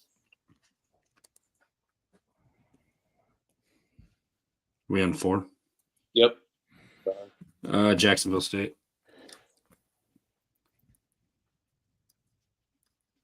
4 for me. I'm gonna go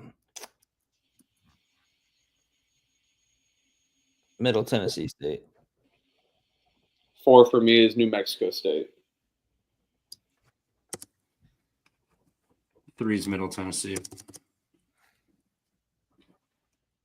3 is New Mexico State for me. You guys been that high in New Mexico State? Yeah.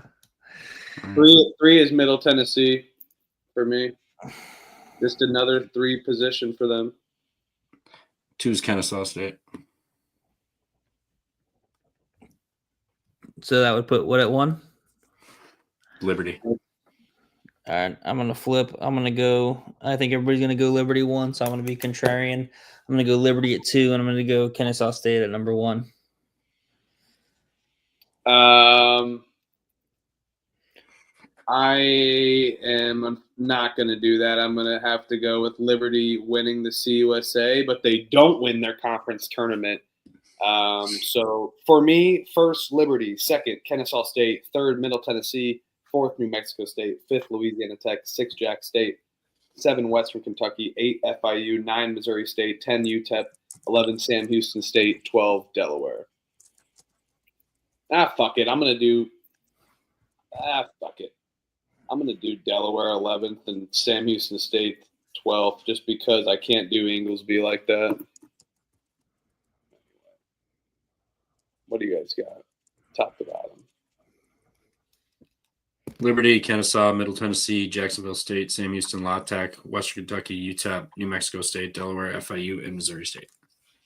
And I've got number 1, Kennesaw State, number 2, Liberty, number 3, New Mexico State, number 4, Middle Tennessee State, number 5, Jacksonville State, number 6, Western Kentucky, 7, Louisiana Tech, 8, Florida International, 9, Sam Houston State, 10, Missouri State, 11, University of Texas El Paso, 12, Delaware. All right. That's the CUSA. conference preview with the Pump Fake Pod. Like and subscribe at Pump Fake Pod.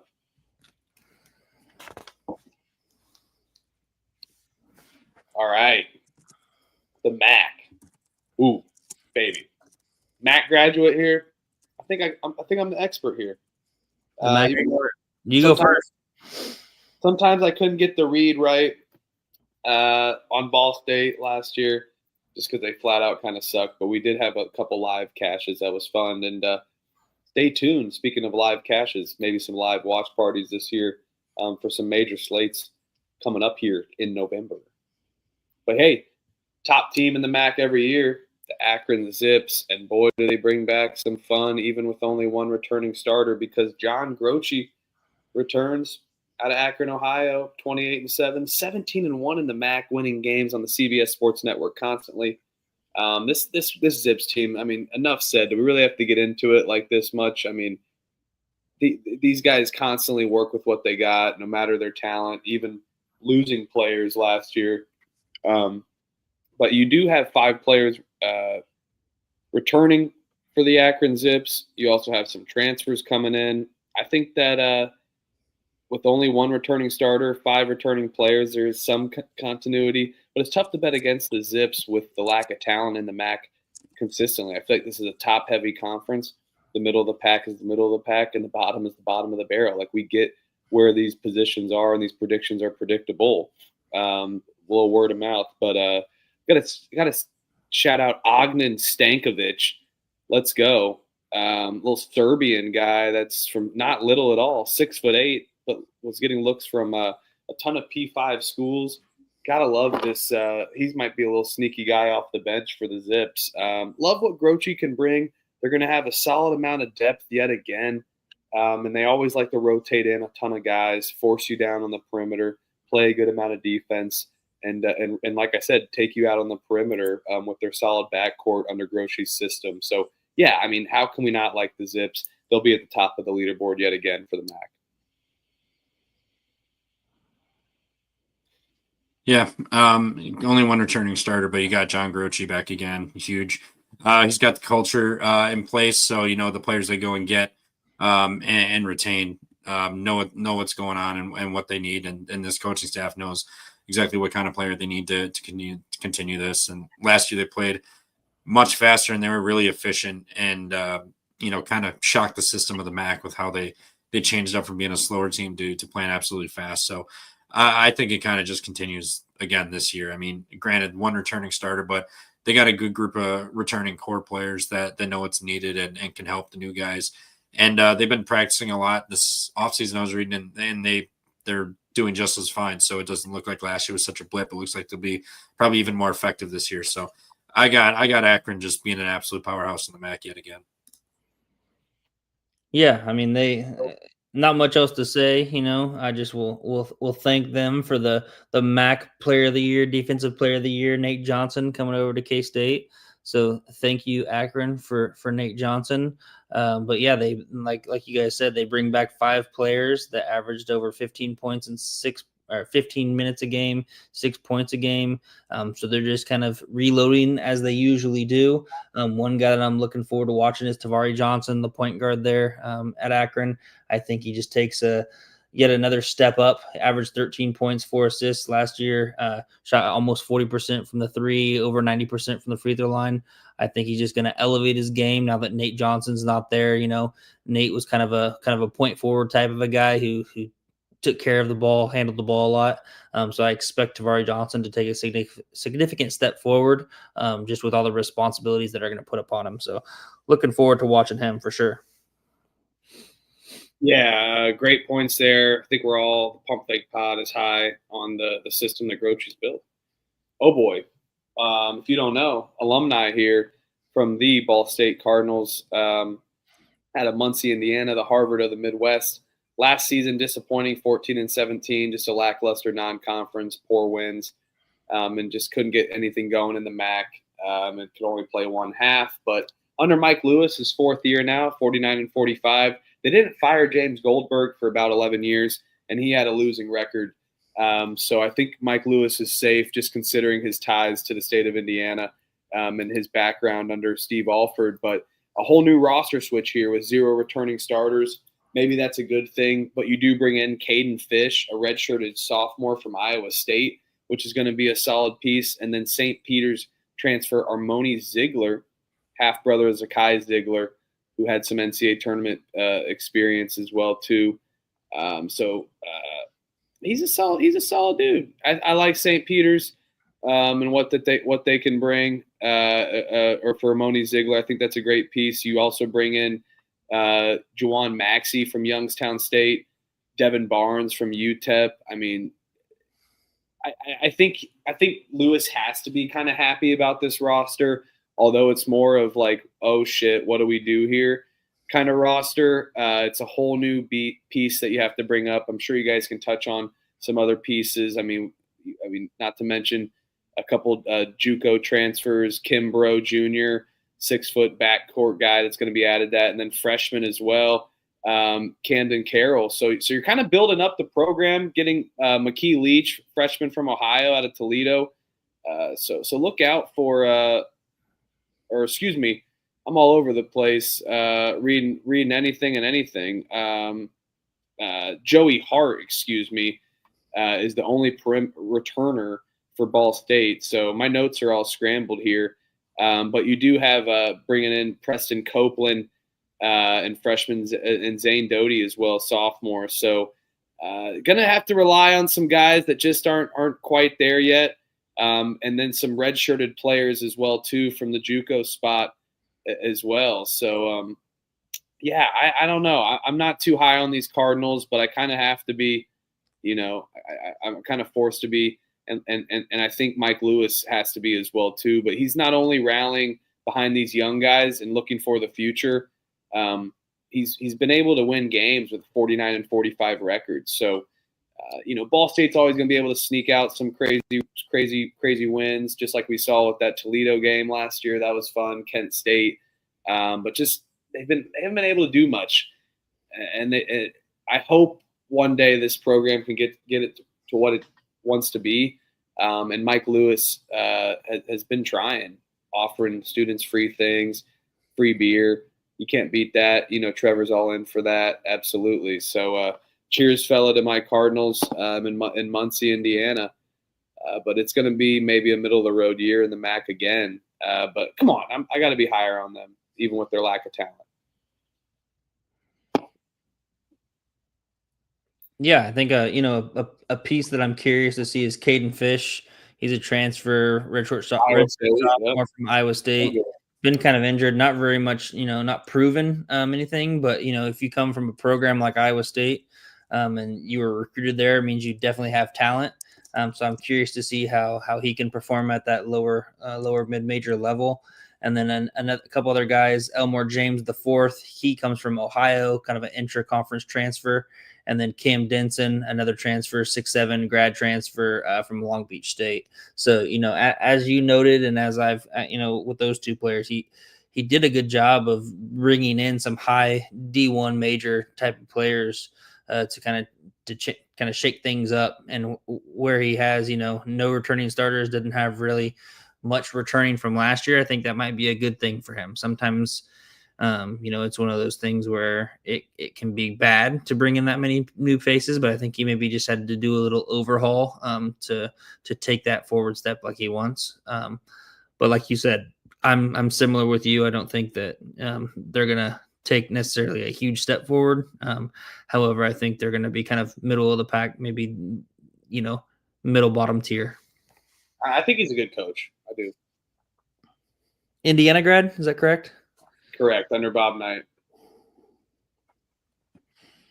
Yeah, there no starters return, but you got 5 freshmen / redshirt freshmen that return. Had 150 combined points for last year, so not a whole bunch of experience or production coming back from those guys. But they did get that Iowa State transfer kid, that Caden Fish guy. He didn't play much. I think he was injured, and then he played like 20 minutes last year. But yeah, when you hang around a team that was basically top 15 all year, and were as successful as they were, I mean, he knows what it takes to win and what you got to do to compete. And, if you actually want it. So I think bringing in that mindset's going to be huge for him. I mean, you go to Ball State from Iowa State. I think these kids will honestly just respect him and listen to him and for what he says. So I think that's going to actually be a huge help for them. But you got older, inexperienced players that can help them improve. But I still want to see how everything plays out for Ball State. I don't know if they'll be the worst team in the conference, but I think they can, take a step around the same spot, maybe a step forward from ninth last year. All right, so not too high on my Cardinals, but I'm going to be forced to be, and I'm definitely going to bet on them again and be shouting them out on a lot of our previews, of course, my friends. Come on, guys, let's have some faith in Muncie. Maybe I have to get to the bird's nest. I'll have to get you guys to the bird's nest. Let's go. Certainly, Virgil. Bowling Green, the Falcons out of Bowling Green, Ohio. Another Bowling Green mention. Last season, 14-18, MAC 8-10, 8th, tied with Ball State. Todd Simon, 34-32, kind of a similar route to Mike Lewis, just like we talked about. One returning starter for the Falcons. They'll be tested this year. They do have a solid staff, I would have to say, assistant coach wise. Got some Izzo experience, some San Francisco experience, and some discipline, and some Olivet Nazarene, of course, as well too. Yes, I think Bowling Green will have experience, even though they only have one returning starter. They bring in a ton of experience as well too. And I think Simon's actually a good coach. He was able to win some games, be consistent, and flirt with some upsets, covering games as well too. And how could we forget? Was it Mark? What was his name? Johnson, the big guy from Bowling Green last year. He was great. Marcus Johnson. Yeah, Marcus Johnson. So I gotta like this Bowling Green team, I'd have to say. And the players that I messed up with my notes, I think they'll be a decent team, just like Ball State was. And I would have to say a very similar team in parallel to the Cardinals is this Falcons. So not just because they're birds, but just because their roster is built the same and their coach dynamics are the same as well. Yeah, you mentioned Marcus Johnson. I'll just yet another MAC school that I'll thank for giving us for giving K-State a player. So shout out Bowling Green for giving us Marcus Johnson. It's going to be fun watching Big Easy in the post this year there in Bramlage. So I'm looking forward to that. So thank you, Bowling Green. But yeah,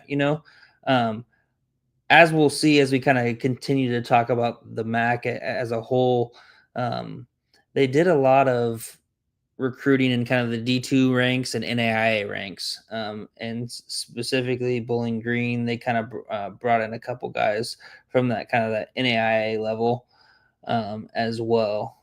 So it's one of those conferences that they're kind of recruiting from all over, getting international players, getting NAIA players, getting Division II players. And so it's just cool to see. And I like the tactics now that, they're that people are having to use, get creative in the recruiting and marketing strategy. But one guy that I'll mention for Bowling Green is Javante Campbell. He had dealt with that broken hand last year, but before then averaged 15 points, 5 rebounds, 3 assists, 3 steals, kind of did everything for him. So I think he's one of those guys that could be very good for them and kind of create a good spark. And maybe in my opinion, they might be able to go as far as he's able to take them. So.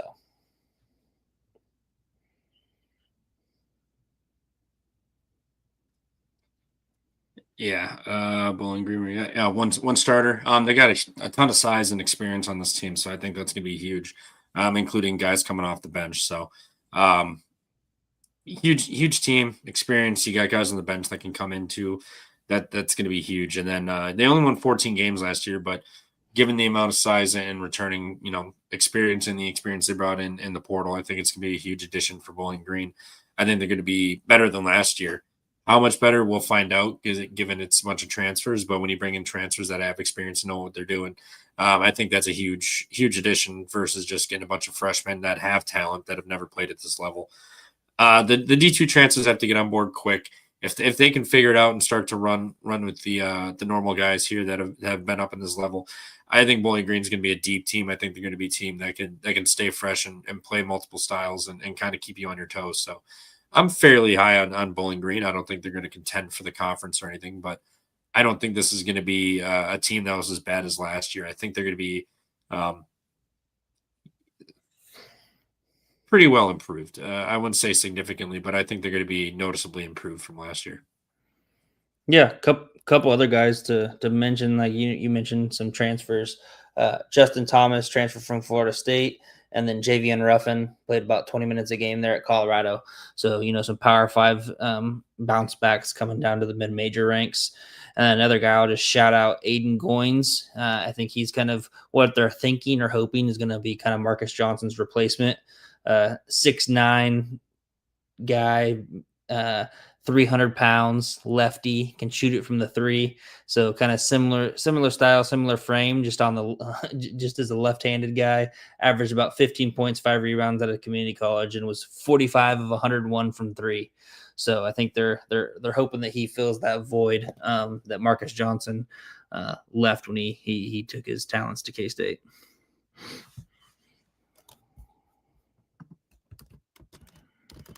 All right, cool. Great shout out.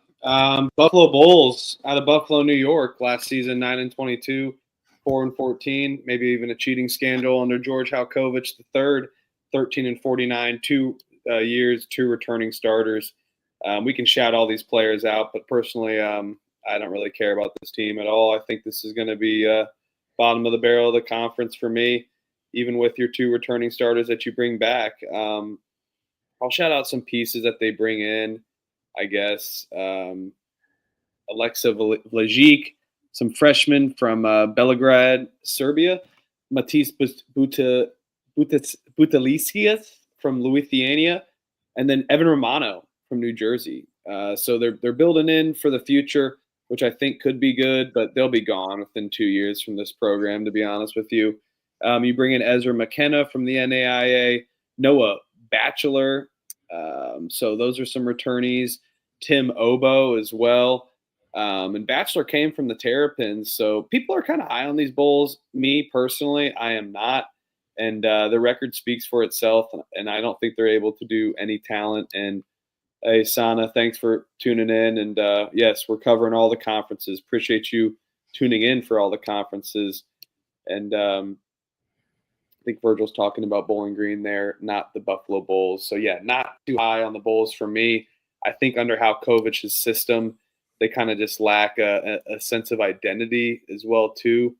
I'm not too high on them. I think Derek Talton Jr. from the NAIA could be one of their main pieces. He's from Oklahoma Wesleyan. And like I mentioned, Ezra McKenna and stuff like that. So, yeah, I mean, these Bulls are kind of good. He has to be kind of happy about it top to bottom. I think this is one of the best depth. We're going to see tons of rotation out of these Bulls, but lack of talent here, going to be bottom of the MAC here yet again. And we'll see if Halkovich's hot seat is up in Buffalo. I love Trevor betting on Buffalo last year. That was some of my favorite memories. It was easy money. Was Trevor betting on Buffalo? But yeah, no, I faded him. I never bet Buffalo. Yeah, faded him. That was an auto fade. You bet him once. I remember it. That was a fun. I don't remember. I remember. Hey, yep. You just tweet about it, block it out. That's the way to go. And I think, we faded Buffalo a lot, but it was the one time you went to the well, and then we went against you. It was a fun little Friday night. That was fun. Good little Friday night banter. Oh yeah, that was the first half. And they blew it. They covered all the way except for the last 7 seconds or something. Yeah, no, I'm a little bit higher on the Buffaloes. I think that Buffaloes on the Bulls, but I think that they're going to Take a small step forward. I don't see them finishing like at the very bottom of the conference as they did last year. They might finish in that kind of like 7th through 9th kind of area. But yeah, like you had mentioned, this is a team that relied heavily upon bringing in people from the NAIA. Shout out Derek Talton from Oklahoma Wesleyan. That was actually the conference. We played them when I was in college. They're in our same conference. So shout out to the KCAC. But yeah, he led them to the NAIA national championship game. I was at that game last year. It's in Kansas City every year. But yeah, so they bring in pieces, but unproven pieces at the D1 level, like you said, Huff. I expect to maybe see them just take a small step forward, but nothing else for me on these Bulls. Yeah, Buffalo. My bad, Trevor. Sorry. You're good. Buffalo. Yeah, they were an auto fade last year for me, but this year's team is intriguing based on what they brought in and how Kovich plans on playing. I mean, his kid's on the coaching staff, and he played like 7 years in Europe, and then he said they want to be more kind of NBA style, like what the Pacers did, where it's like you have a great guard, let him go make plays and create things. So they're not going to be running as many sets. And they're going to be, improved. I want to see how they improve because at the end of the day, it was Buffalo. So they were not good. It's kind of hard to be any worse than you were last year. But if there's a team that could do it, it could be Buffalo. But based on what they brought in, I'm kind of intrigued on how these guys will play. I don't know if I'll fade them out the gate. More than likely, I probably will just because why not? But I think they have potential to be an improved team that could kind of shock some people. Not saying they're going to be top half or whatever in the conference, but I think they could kind of hang around and be feisty and win, 3-4 more games in this conference next year potentially. So I'm curious to see how it goes. But at the end of the day, my expectations are not high for Buffalo, but I think ceiling 7th or so in this conference. You're not a free tag guy, Daniel Freitag coming over from Wisconsin. Yeah, Wisconsin. Yeah, I get it. On these Bulls. Again, they brought in experience and some decent players, so they could be decent. But at the end of the day, it's Buffalo. I gotta see it to believe it. All right, Central Michigan, the Chippewas, best name in the MAC. Mount Pleasant, Michigan, last season 14-17, 7-11, tied for 9th under Andy Burkema. Whole new system. First year under Andy Burkema. Burkema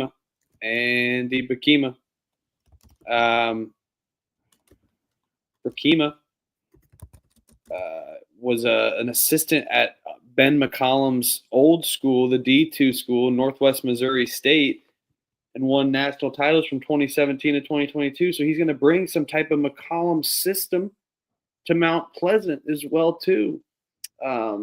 He was at Ferris State.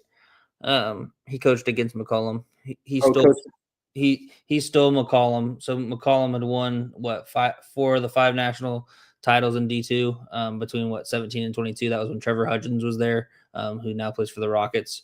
But Ferris State was the one that beat them in the national championship to prevent them from the 5-peat. And Ferris State is always a good program in every school in D2. I know that for a matter of a fact. And football too. They're fucking good in football.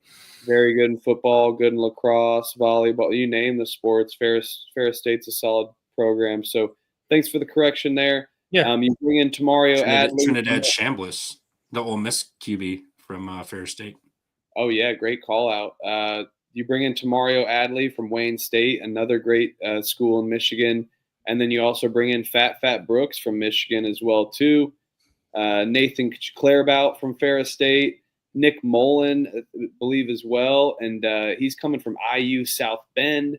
Rodney Johnson from Tennessee Tech. I like this Central Michigan roster. I think they have a lot of depth. We're going to talk about a lot of rotation here as well. And bringing in just a ton of people, Jordan Brooks, Jackson Whitaker, Jalen Campen as well from Parchment High School in Michigan. So bringing in pieces to build that program up as well too.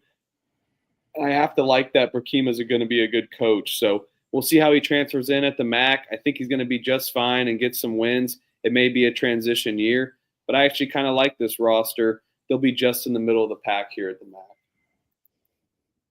Yeah, they're doing that similar philosophy, the McCollum philosophy that Drake did, bring in the D2 coach that has had success there at the D2 level, and I think it's gonna bode well for Central Michigan. I don't see why it wouldn't. I'd be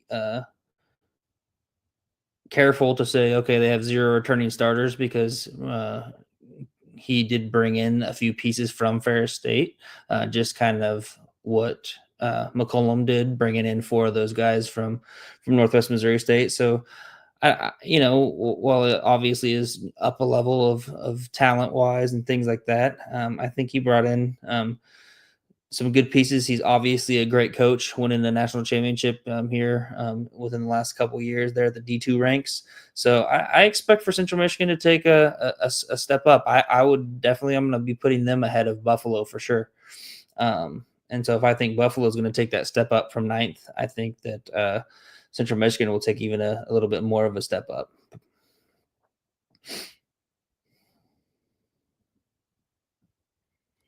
Yeah, I'm with you. I mean, hold on, let me scroll up. What was his record at where 278 and 105. Yep, thank you. Just absolutely dominated in the D2 ranks, and had chances to go up to the D1 previously, but never did. But he's got a lot of ties to Central Michigan, so he felt like this is a good spot for him. But yeah, I mean, this is the one I got mixed up with Buffalo. Buffalo's not going to be doing this, but Central Michigan planned on the way they do. What's his Brockena or whatever his name is, plans on here it is. Yeah, sorry. His focal point. Holy shit. Focal point identity is physicality at the point guard position, which they have a big point guard that can get downhill, rim protection, and then just overall shooting. And granted, he didn't do the McCollum formula of bringing your team with you up to the D1 ranks, but he basically brought in a bunch of like all-star D2 players that he knows fit his system. So going to take a little bit of adjusting, I think, for them to kind of get on the same page. But all these guys play the way he wants, so I think they're going to fit just well into the system. Yeah, he likes to play man-to-man and a ton of press too, so I think that can kind of shake up the MAC a little bit, just given you get a full 94 feet. Granted, some teams have started to play that way recently, so maybe not as much of a shock to the system, but potentially there is. But Brockema, his coaching staff is all focused on one thing. It's what he hired them specifically for. So defense, offense, how they're going to play. They have dedicated guys that's what they do, and they've already been just drilling them in on it. And I think Central Michigan's going to be just fine. They're like the D2 players they bring in. They're not all Americans from like the D1 ranks, but these are great D2 players that fit his system. So I think it's going to come together well, and I think Central Michigan is going to be a nice surprising team in the MAC here. So I think it's going to be fun. I'm excited to watch them and see how they play. I got high hopes for Central Michigan this year. All right, the fellas are high in Mount Pleasant. Can't blame them. Good dispensaries there. Eastern Michigan Eagles, Ypsilanti, Michigan, last season 16-16. 7-11 and tied for 9th under Stan Heath, 47-78, 4 years, 0 returning starters, and a fill in the blank, fellas. Gambling scandal. Yay. Another one every time, all the time under Eastern Michigan. So 0 returning starters, so you bring in a whole new definition. Trevor with the correction, so they're going to bring some type of like run and gun type of offense, because I think they have one of the better backcourts actually in the MAC, but they just lack the size advantage in rebounding and second chance points opportunities. So unless they can be able to get into transition off of a missed 3, an errant rebound, I think they're going to be able to keep up offensively, but they lack a lot of talent, unfortunately. Even though you do bring in a couple good pieces as well too, you you can't forget God's love in Duabe. I think he made an all alternate team name last year. Didn't make the first or second or third team name. So, but yeah, Addison Patterson is the guy that you're thinking of from Northwestern State. Little Tyrese Halliburton, got to shout that out. So I'll cheer for Ypsilanti there. I don't know about Eastern Michigan. I think they're gonna. It's just a lot of like middle of the pack teams. So I think we talk about how a team with 10 wins could be in this position, but I think a team from like 7th to 12th and 13th in this conference could be very close in wins in the conference as well. So it'll be interesting to see how that fares out towards March more. But I do like some of the pieces that I mentioned, the guy from Northwestern State as well, too. And then Mekhi Ellison as well. I think he's, Eastern Michigan from Flint. You can't be mad about that, averaging 15 points per game. And then Aiden Rubio from UNC Asheville, so a little Big South piece addition for Ypsilanti and the Eagles and Stan Heath. So I could be excited about this team. They may be a little volatile, so I'll keep them in the middle of the pack here for the MAC. But again, that could be 7th, could be 12th. You never know. Find out on the predictions. Trevor, how we feeling? Yeah. Slide right up here. Yeah. 7.7% of your minutes are back. Less than 3% of your scoring returns.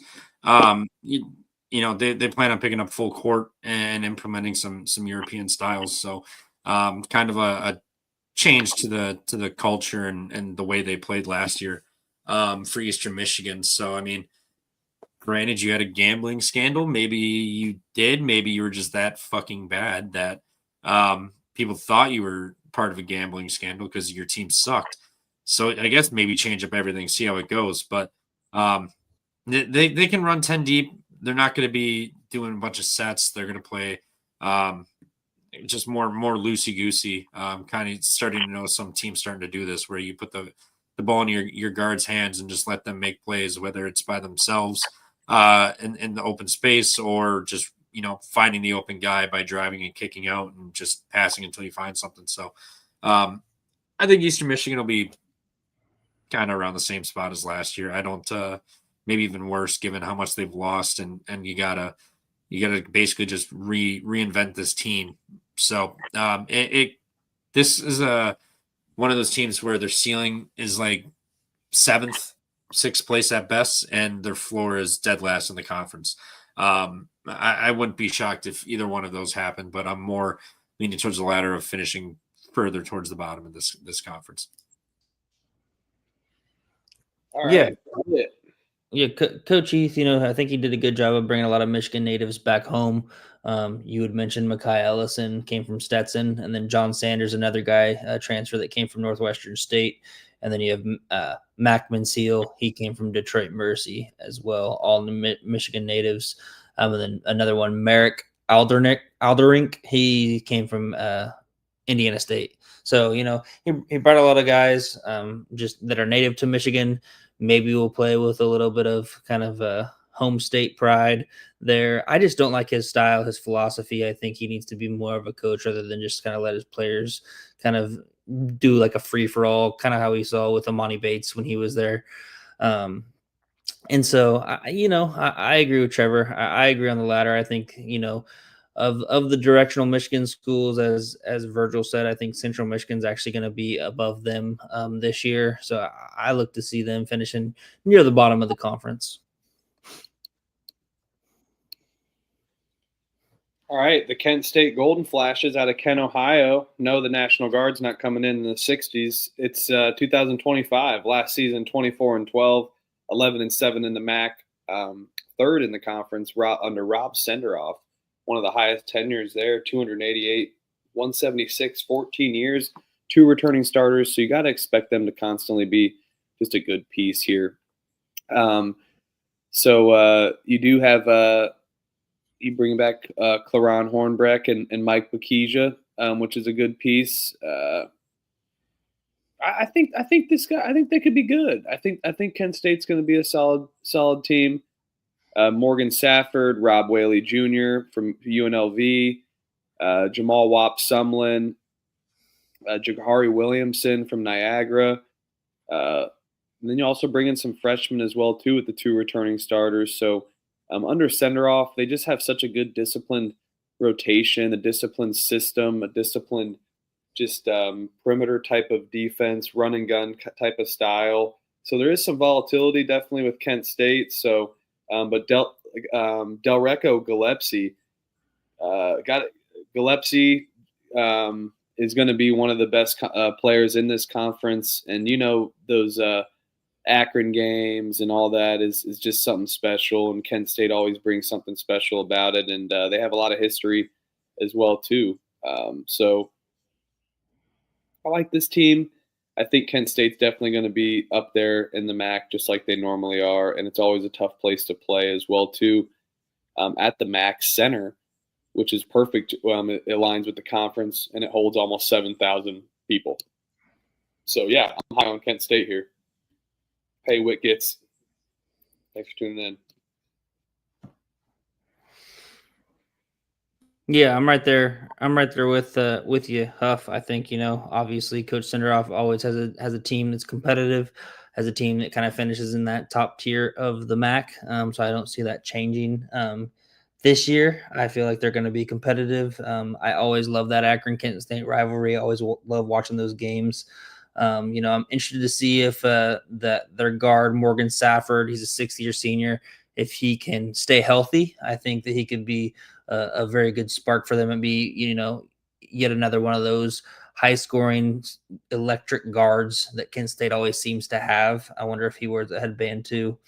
But he played at Miami of Ohio, averaged 15 and 6 there. But then he kind of got hurt and has struggled the last couple years. Last year he started for 8 games, but then had season-ending hip surgery. So, if he can stay healthy, I think he could be a very big piece that could elevate this team to one of the top teams in the conference, just because of his experience within the MAC and just obviously his success that he's had in the MAC as well there at Miami of Ohio. So I'm high on Kent State. I expect them finishing top of the conference or near the top of the conference. Trevor. Yeah, Kent State, where you at? Yeah, 2 returning players, Senderoff, been an elite coach in this conference for a while.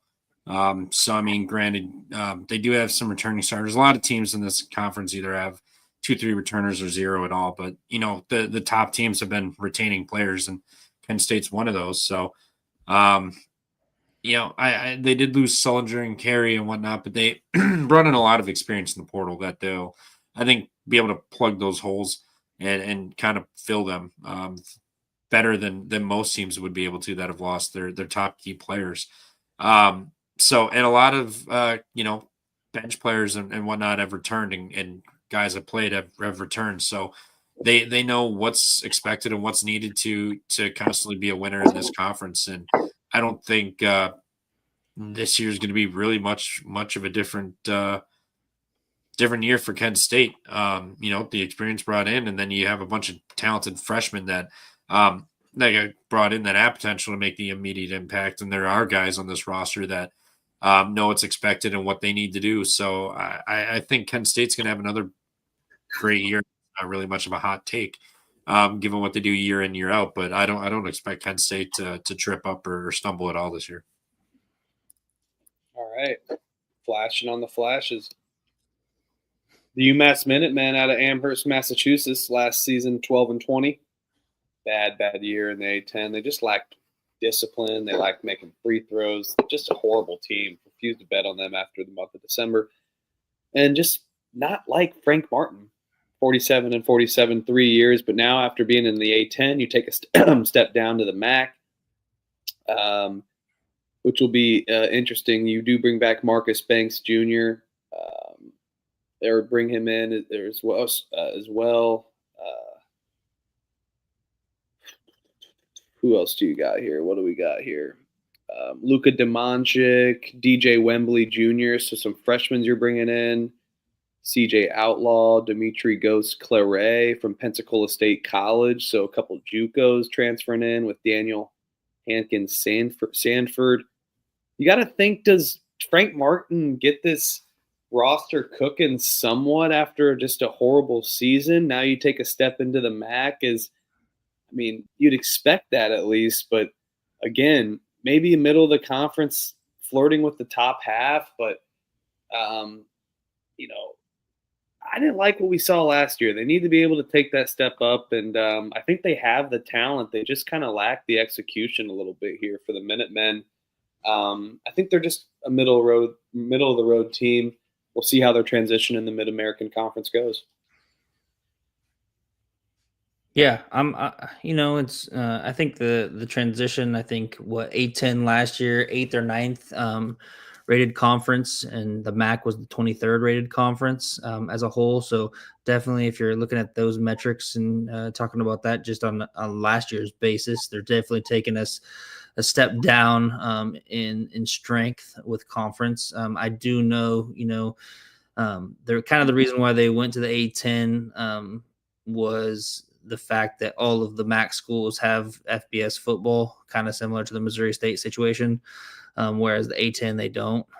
So now it's kind of all these universities are kind of like-minded in the fact that they have both football and basketball at the D1 level. I do know UMass is a pretty decent NIL comparable to some of the top there in the MAC. So I think that they're going to definitely be somebody that can play a role and play a factor there. Whether it translates to their first year, I don't think so. However, like you had said, Huff, it was very a weird year last year because Frank Martin's always a very discipline-oriented coach, tough-minded on the defensive side of things.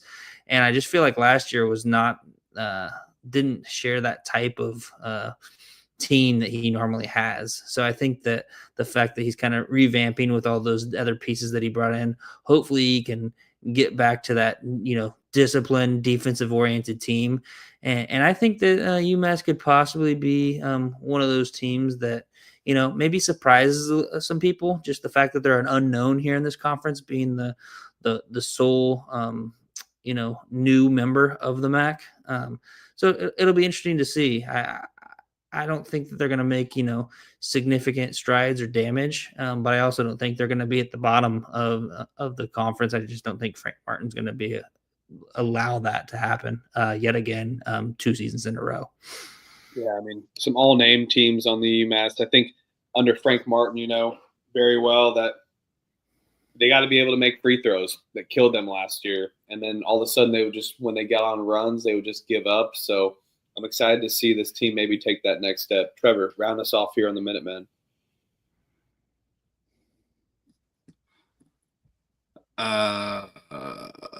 Yeah, 2 returning starters. They were 333 out of 334 from three-point land last year. They couldn't hit water if they fell out of a boat last year, so they can't be any worse. But Martin did do a great job of bringing in some three-point shooters across that can play all 5 positions here. So I think they're going to be an improved offensive team, that's for sure. And then you're coming from the A-10 to the MAC, that can only help. Now, obviously, like Kent State, Toledo, Miami, Ohio, and some of these other top cream of the crop MAC teams, I think will give them a little bit of trouble. But I also think UMass is going to make a big improvement, and they offensively is going to be great. But it just allows them to be in a better spot and compete better. It's not like UMass didn't have talent. They just never put it together last year. And then the season kind of just spiraled and they never really recovered. And it was just ugly. So I think it's a big bounce back year from UMass and Frank Martin. I think they'll be fine. I don't think they're going to be anywhere near as bad as they were last year. I think this is going to be a team that's kind of hanging around, top 5 or 6 in the conference. All right. Had an error with some slides because we have slides. Don't worry, but I have to load in the other half. For some reason, they only had UMass in here. So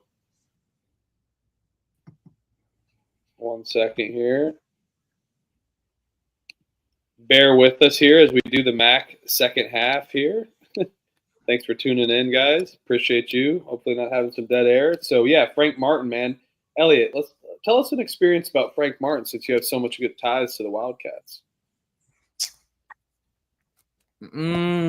Okay, so when I was a kid, I went to the K-State basketball camp from I think when I could first start, so first grade, all the way up through my senior year of high school. And you go up there, you stay for 4 days in the dorms, and basically just you play basketball from 8 in the morning till 8 at night, and then you go back, hang on the dorms. It's just your typical like overnight basketball camp. Anyway, it was Frank Martin's first year, second year. After Huggins, Jacob Poland was there. He was a senior. He was actually my coach for our team, our high school team, there in the basketball camp. But they had these like Nike 360 Air Maxes, like these all purple, silver Nike 360 Air Maxes. And I went up to Coach Martin and I was like, "Hey, where do you get those? I want to get some." And so he actually called the Foot Locker there at the Manhattan mall. Malls were still a thing. And he's like, "Hey, do you have any of these?" And he's like, blah, blah, blah, blah, save this pair. He's going to come pick them up. Saved me a pair of some of these Nike 360 purple Air Maxes. And I went and picked them up like 2 days later after the basketball camp. So that was a cool story that I got to kind of always tell people. Really good guy. So Proof's in the pudding there. That's sick. Yeah. Frank Martin. Frank's going to have a good year this year. It's not going to be anywhere. I hope. I was so happy for him at South Carolina, man. Everybody was at K-State. All right. Miami, Ohio. Talk about a team that took the jump last year. Oh, boy. They were fun.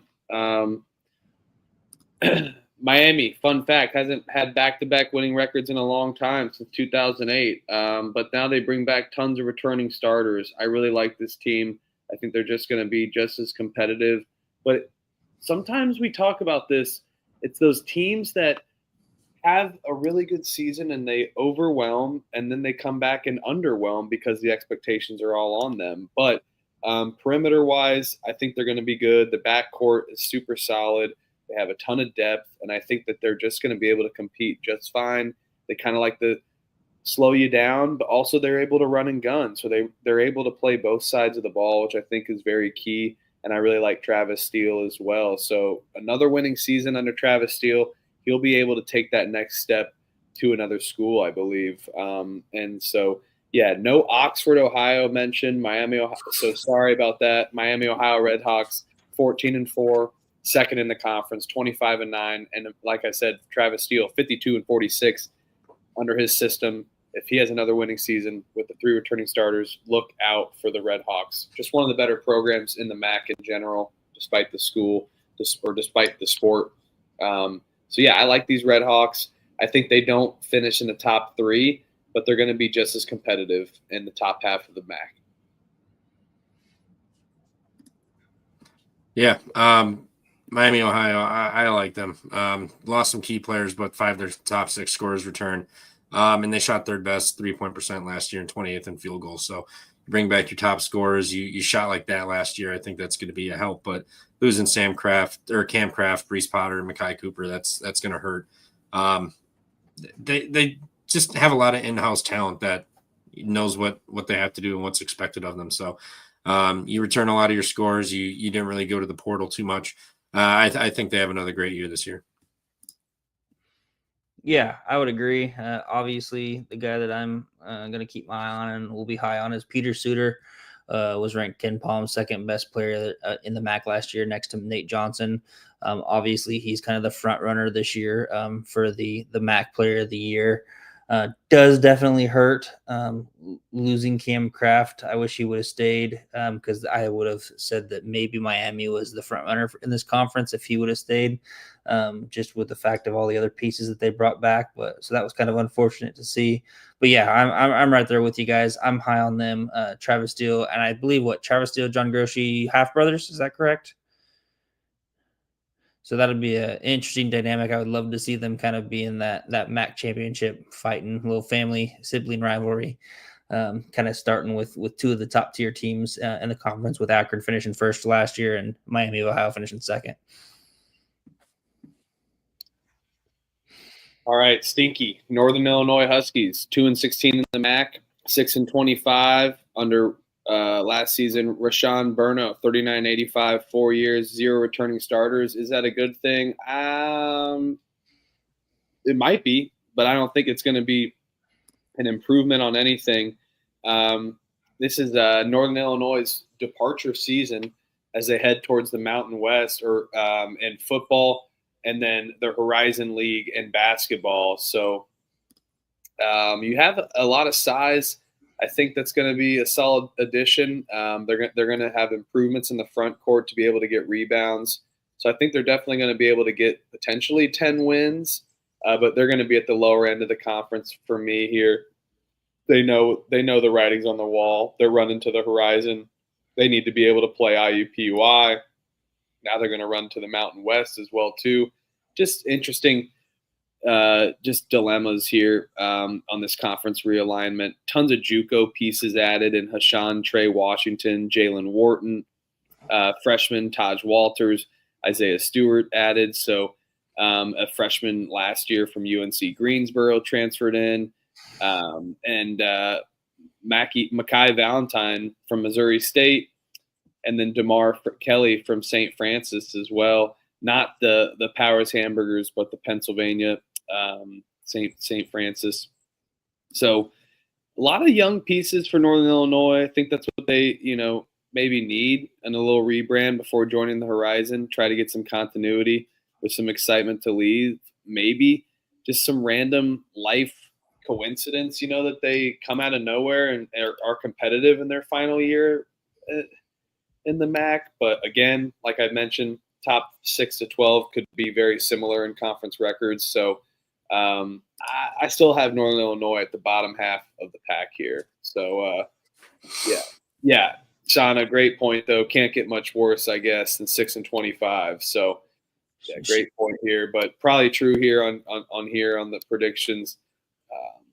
So she brings up that you can't get much worse. However, even though they finished last year, they can't actually get worse by finishing last this year, because now there's 13 teams, so they can finish 13th instead of 12th, which is, I think, going to be kind of where they're going to be at.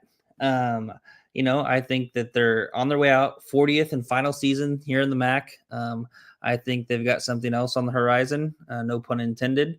I just think that they're going to kind of ride the coattails of the MAC, focus on kind of getting into the horizon. And I just don't see them being very competitive in the MAC. Maybe, they can duke it out with a couple of those bottom tier teams like a Ball State, sorry, Huff, or Western Michigan, Buffalo, the directional Michigans, and Ball State and Buffalo. I think maybe Ball State will be a little bit better than most of the directional Michigan schools. But those directional Michigan schools in Buffalo, I think, that could maybe elevate them from dead last to 10th or 11th, but I don't see them finishing in the single digits. Yeah, I think they're going to be awful. You return nobody. You're leaving, so you got a little bit of target on your back, and it's not like Bruno's ever had any experience or success in the MAC. I mean, winning 11 or 13 games, but I don't have any faith in this team next year. I think they're going to be equally as bad.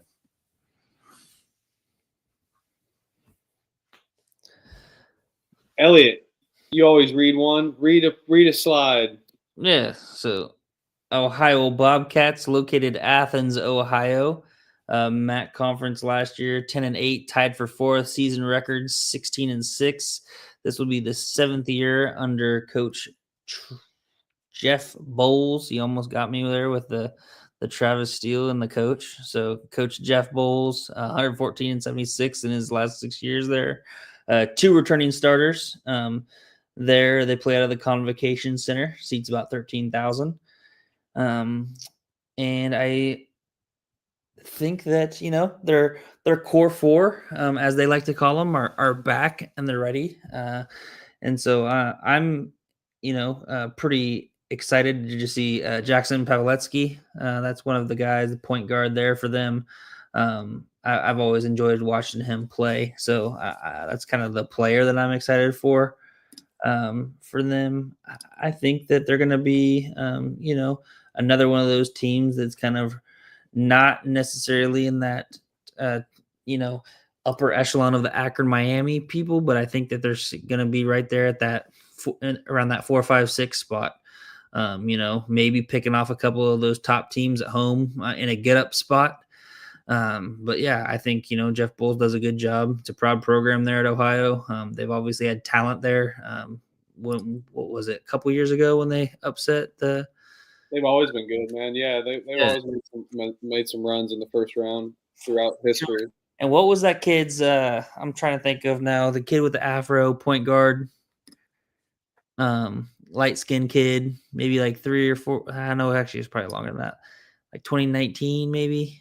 I'll look it up while you guys are talking about it because I remember. I'm not really sure, to be honest with you, but I do remember Armand Bassett beating Tennessee or Georgetown, and then they did it back-to-back years on upsets. But a very heavily injured team last year in Jeff Bowles.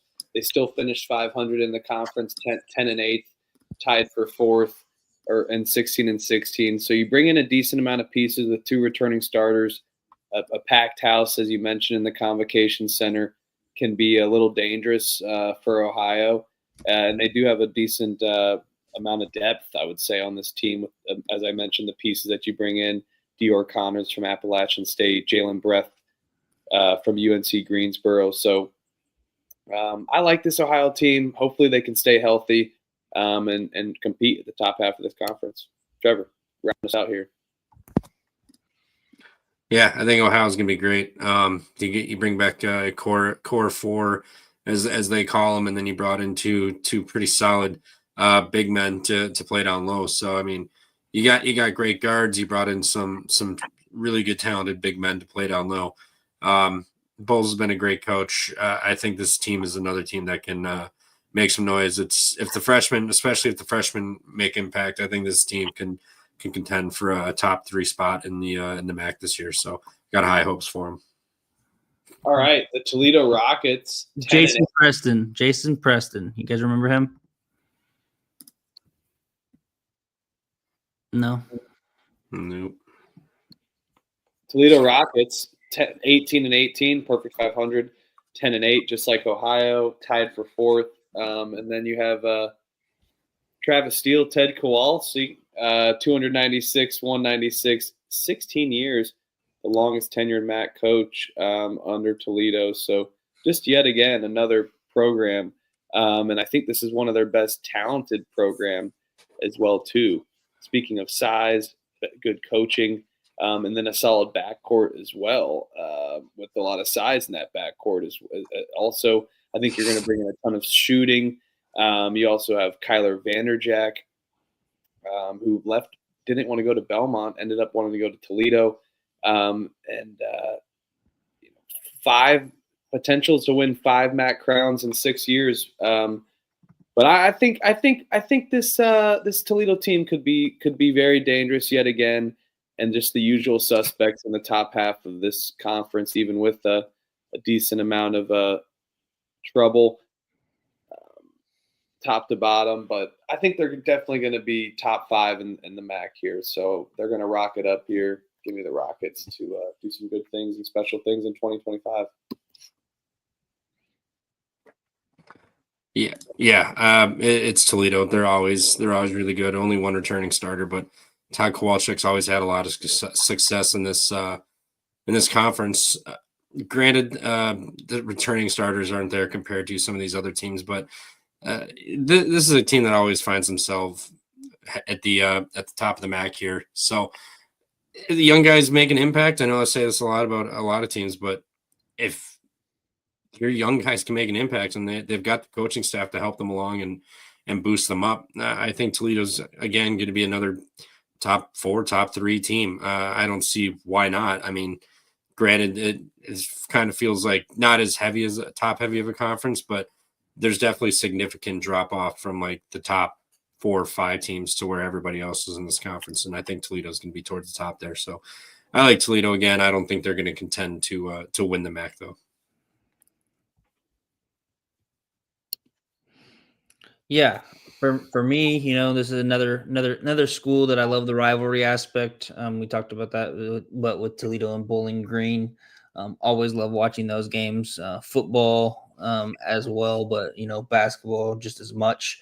Toledo under Coach Kolowasik, um, it's one of those things where he's always had teams that are really good from the three, and last year they kind of took a step back and didn't really shoot the three at a high clip like they usually do. I think that's maybe why they, I want to say, struggled in terms of their sake at 10-8. And what he did in the portal was add some pieces that shot the ball better, and I think he's going to be hoping that they'll be able to kind of produce how they would in those years before last. So I really think that I'm right there with Trev. I think they're similar with the Ohio team. It might be in that 4, 5, 6 spot. There's going to be a few teams that I have right there that are going to kind of hover around that 4, 5, 6, and Toledo is going to be definitely one of those teams here at the top of the conference.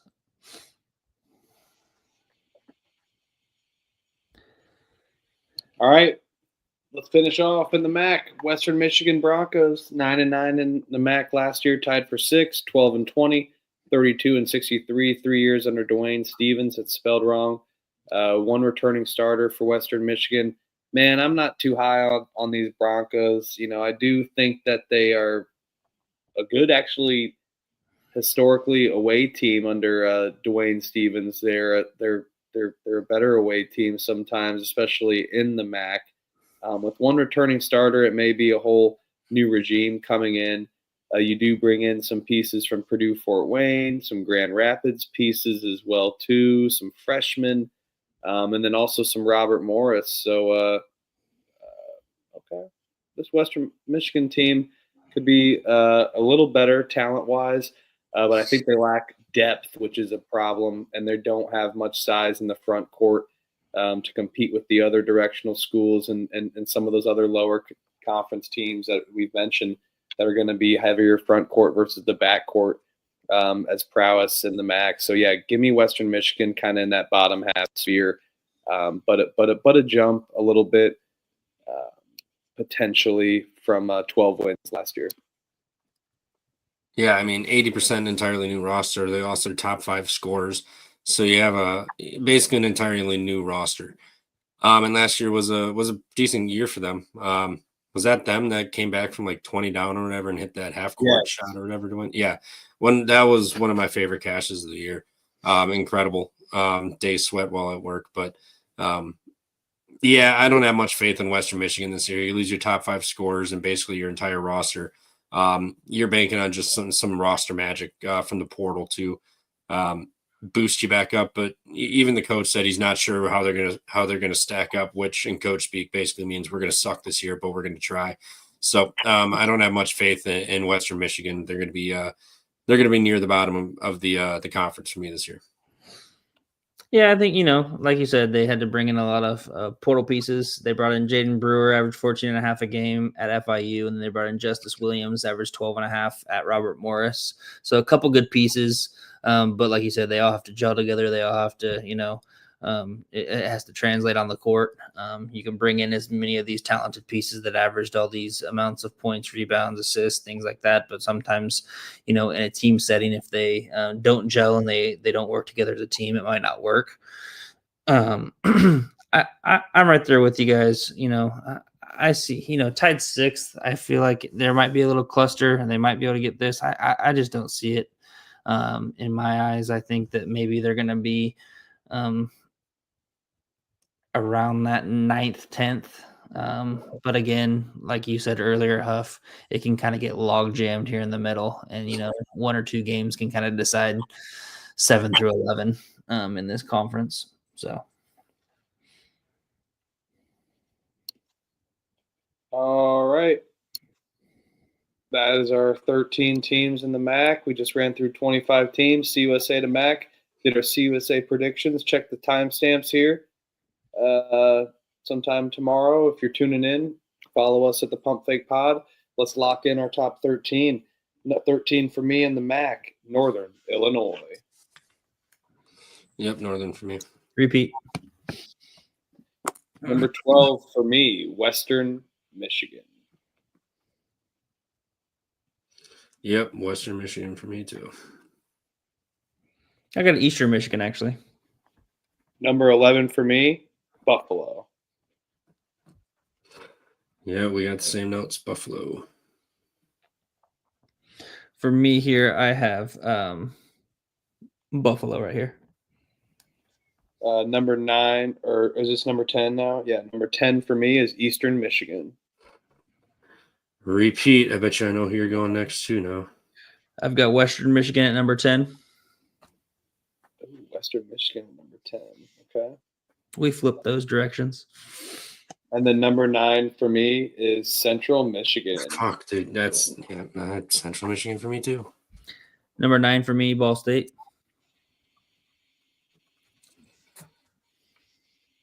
Number 9 or number 8 for me is Bowling Green. Hey, there we go. I got Ball State at 8. 8 for me, Bowling Green.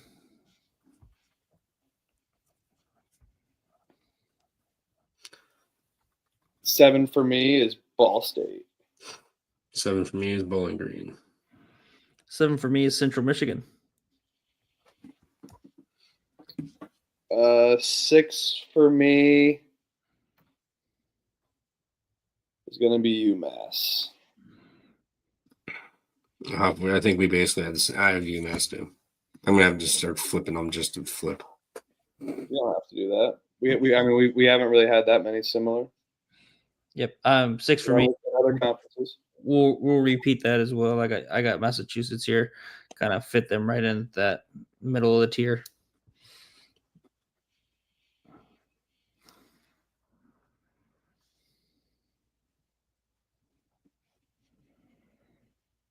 Did you go, Trevor? Sorry. Oh, what number are we on? 6. 6. I have UMass. Okay, yeah, we both had UMass. Sorry, I missed that.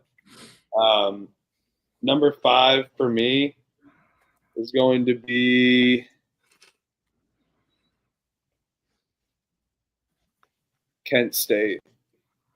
Actually, number 5 for me is actually going to be Miami, Ohio. I think they have a ton of talent, and definitely Peter Suter is the man. But I think that they take that step back here, like I mentioned earlier, just because they have so much expectations after finishing 14-4 and 25-9 last year. 5 for me is Ohio. 5 for me is Toledo. Number 4 for me is Kent State. I have 4 Toledo. 4 for me, I have Kent State. 3 for me is going to be Toledo. I got Miami, Ohio. 3, I have Miami of Ohio. Yep. Number 1 for me is going to be Akron, and 2 is the Ohio Bobcats for me. Major jump with their new roster. So top to bottom, Akron, Ohio, Toledo, Kent State, Miami, Ohio, UMass, Ball State, Bowling Green, Central Michigan, Eastern Michigan, Buffalo, Western Michigan, NIU. Top to bottom, Akron, Kent State, Miami, Ohio, Toledo, Ohio, UMass, Bowling Green, Ball State, Central Michigan, Eastern Michigan, Buffalo, Western, and Northern Illinois. Yep, and then I've got Akron at the top. I'd be stupid to not. So Akron 1, Ohio 2, Miami of Ohio 3, Kent State 4, Toledo 5, Massachusetts 6, Central Michigan 7, Bowling Green 8, Ball State 9, Western Michigan 10, Buffalo 11, Eastern Michigan 12, and 13, Northern Illinois. All right. That's the CUSA and MAC preview. We'll see you next week for some more previews, and they won't be as long. Maybe they will, but we're starting to get into our P5 previews and some of our best mid-major conferences. We're more than halfway done with the previews before we start getting into our bets and futures and looking at the November slate soon enough. This is the at Pump Fake Pod. We got Trevor Vandenbosch Jones at Stooley Picks, Elliot Money at IM_Money, me at Michael_Huffer3, and we are the at Pump Fake Pod. Like and subscribe. Thanks for tuning in, everyone. Sana, Virgil, Whippets, Virgil again, Toasty. Thanks for talking shit. Coach, Sirianni, Ken. Appreciate you guys tuning in. Anyone else not in the chat? Thanks. We're really excited to get this season going with you guys. But yes, that is it. We are at Pump Fake Pod. Make sure to like and subscribe. Thank you. Peace and love.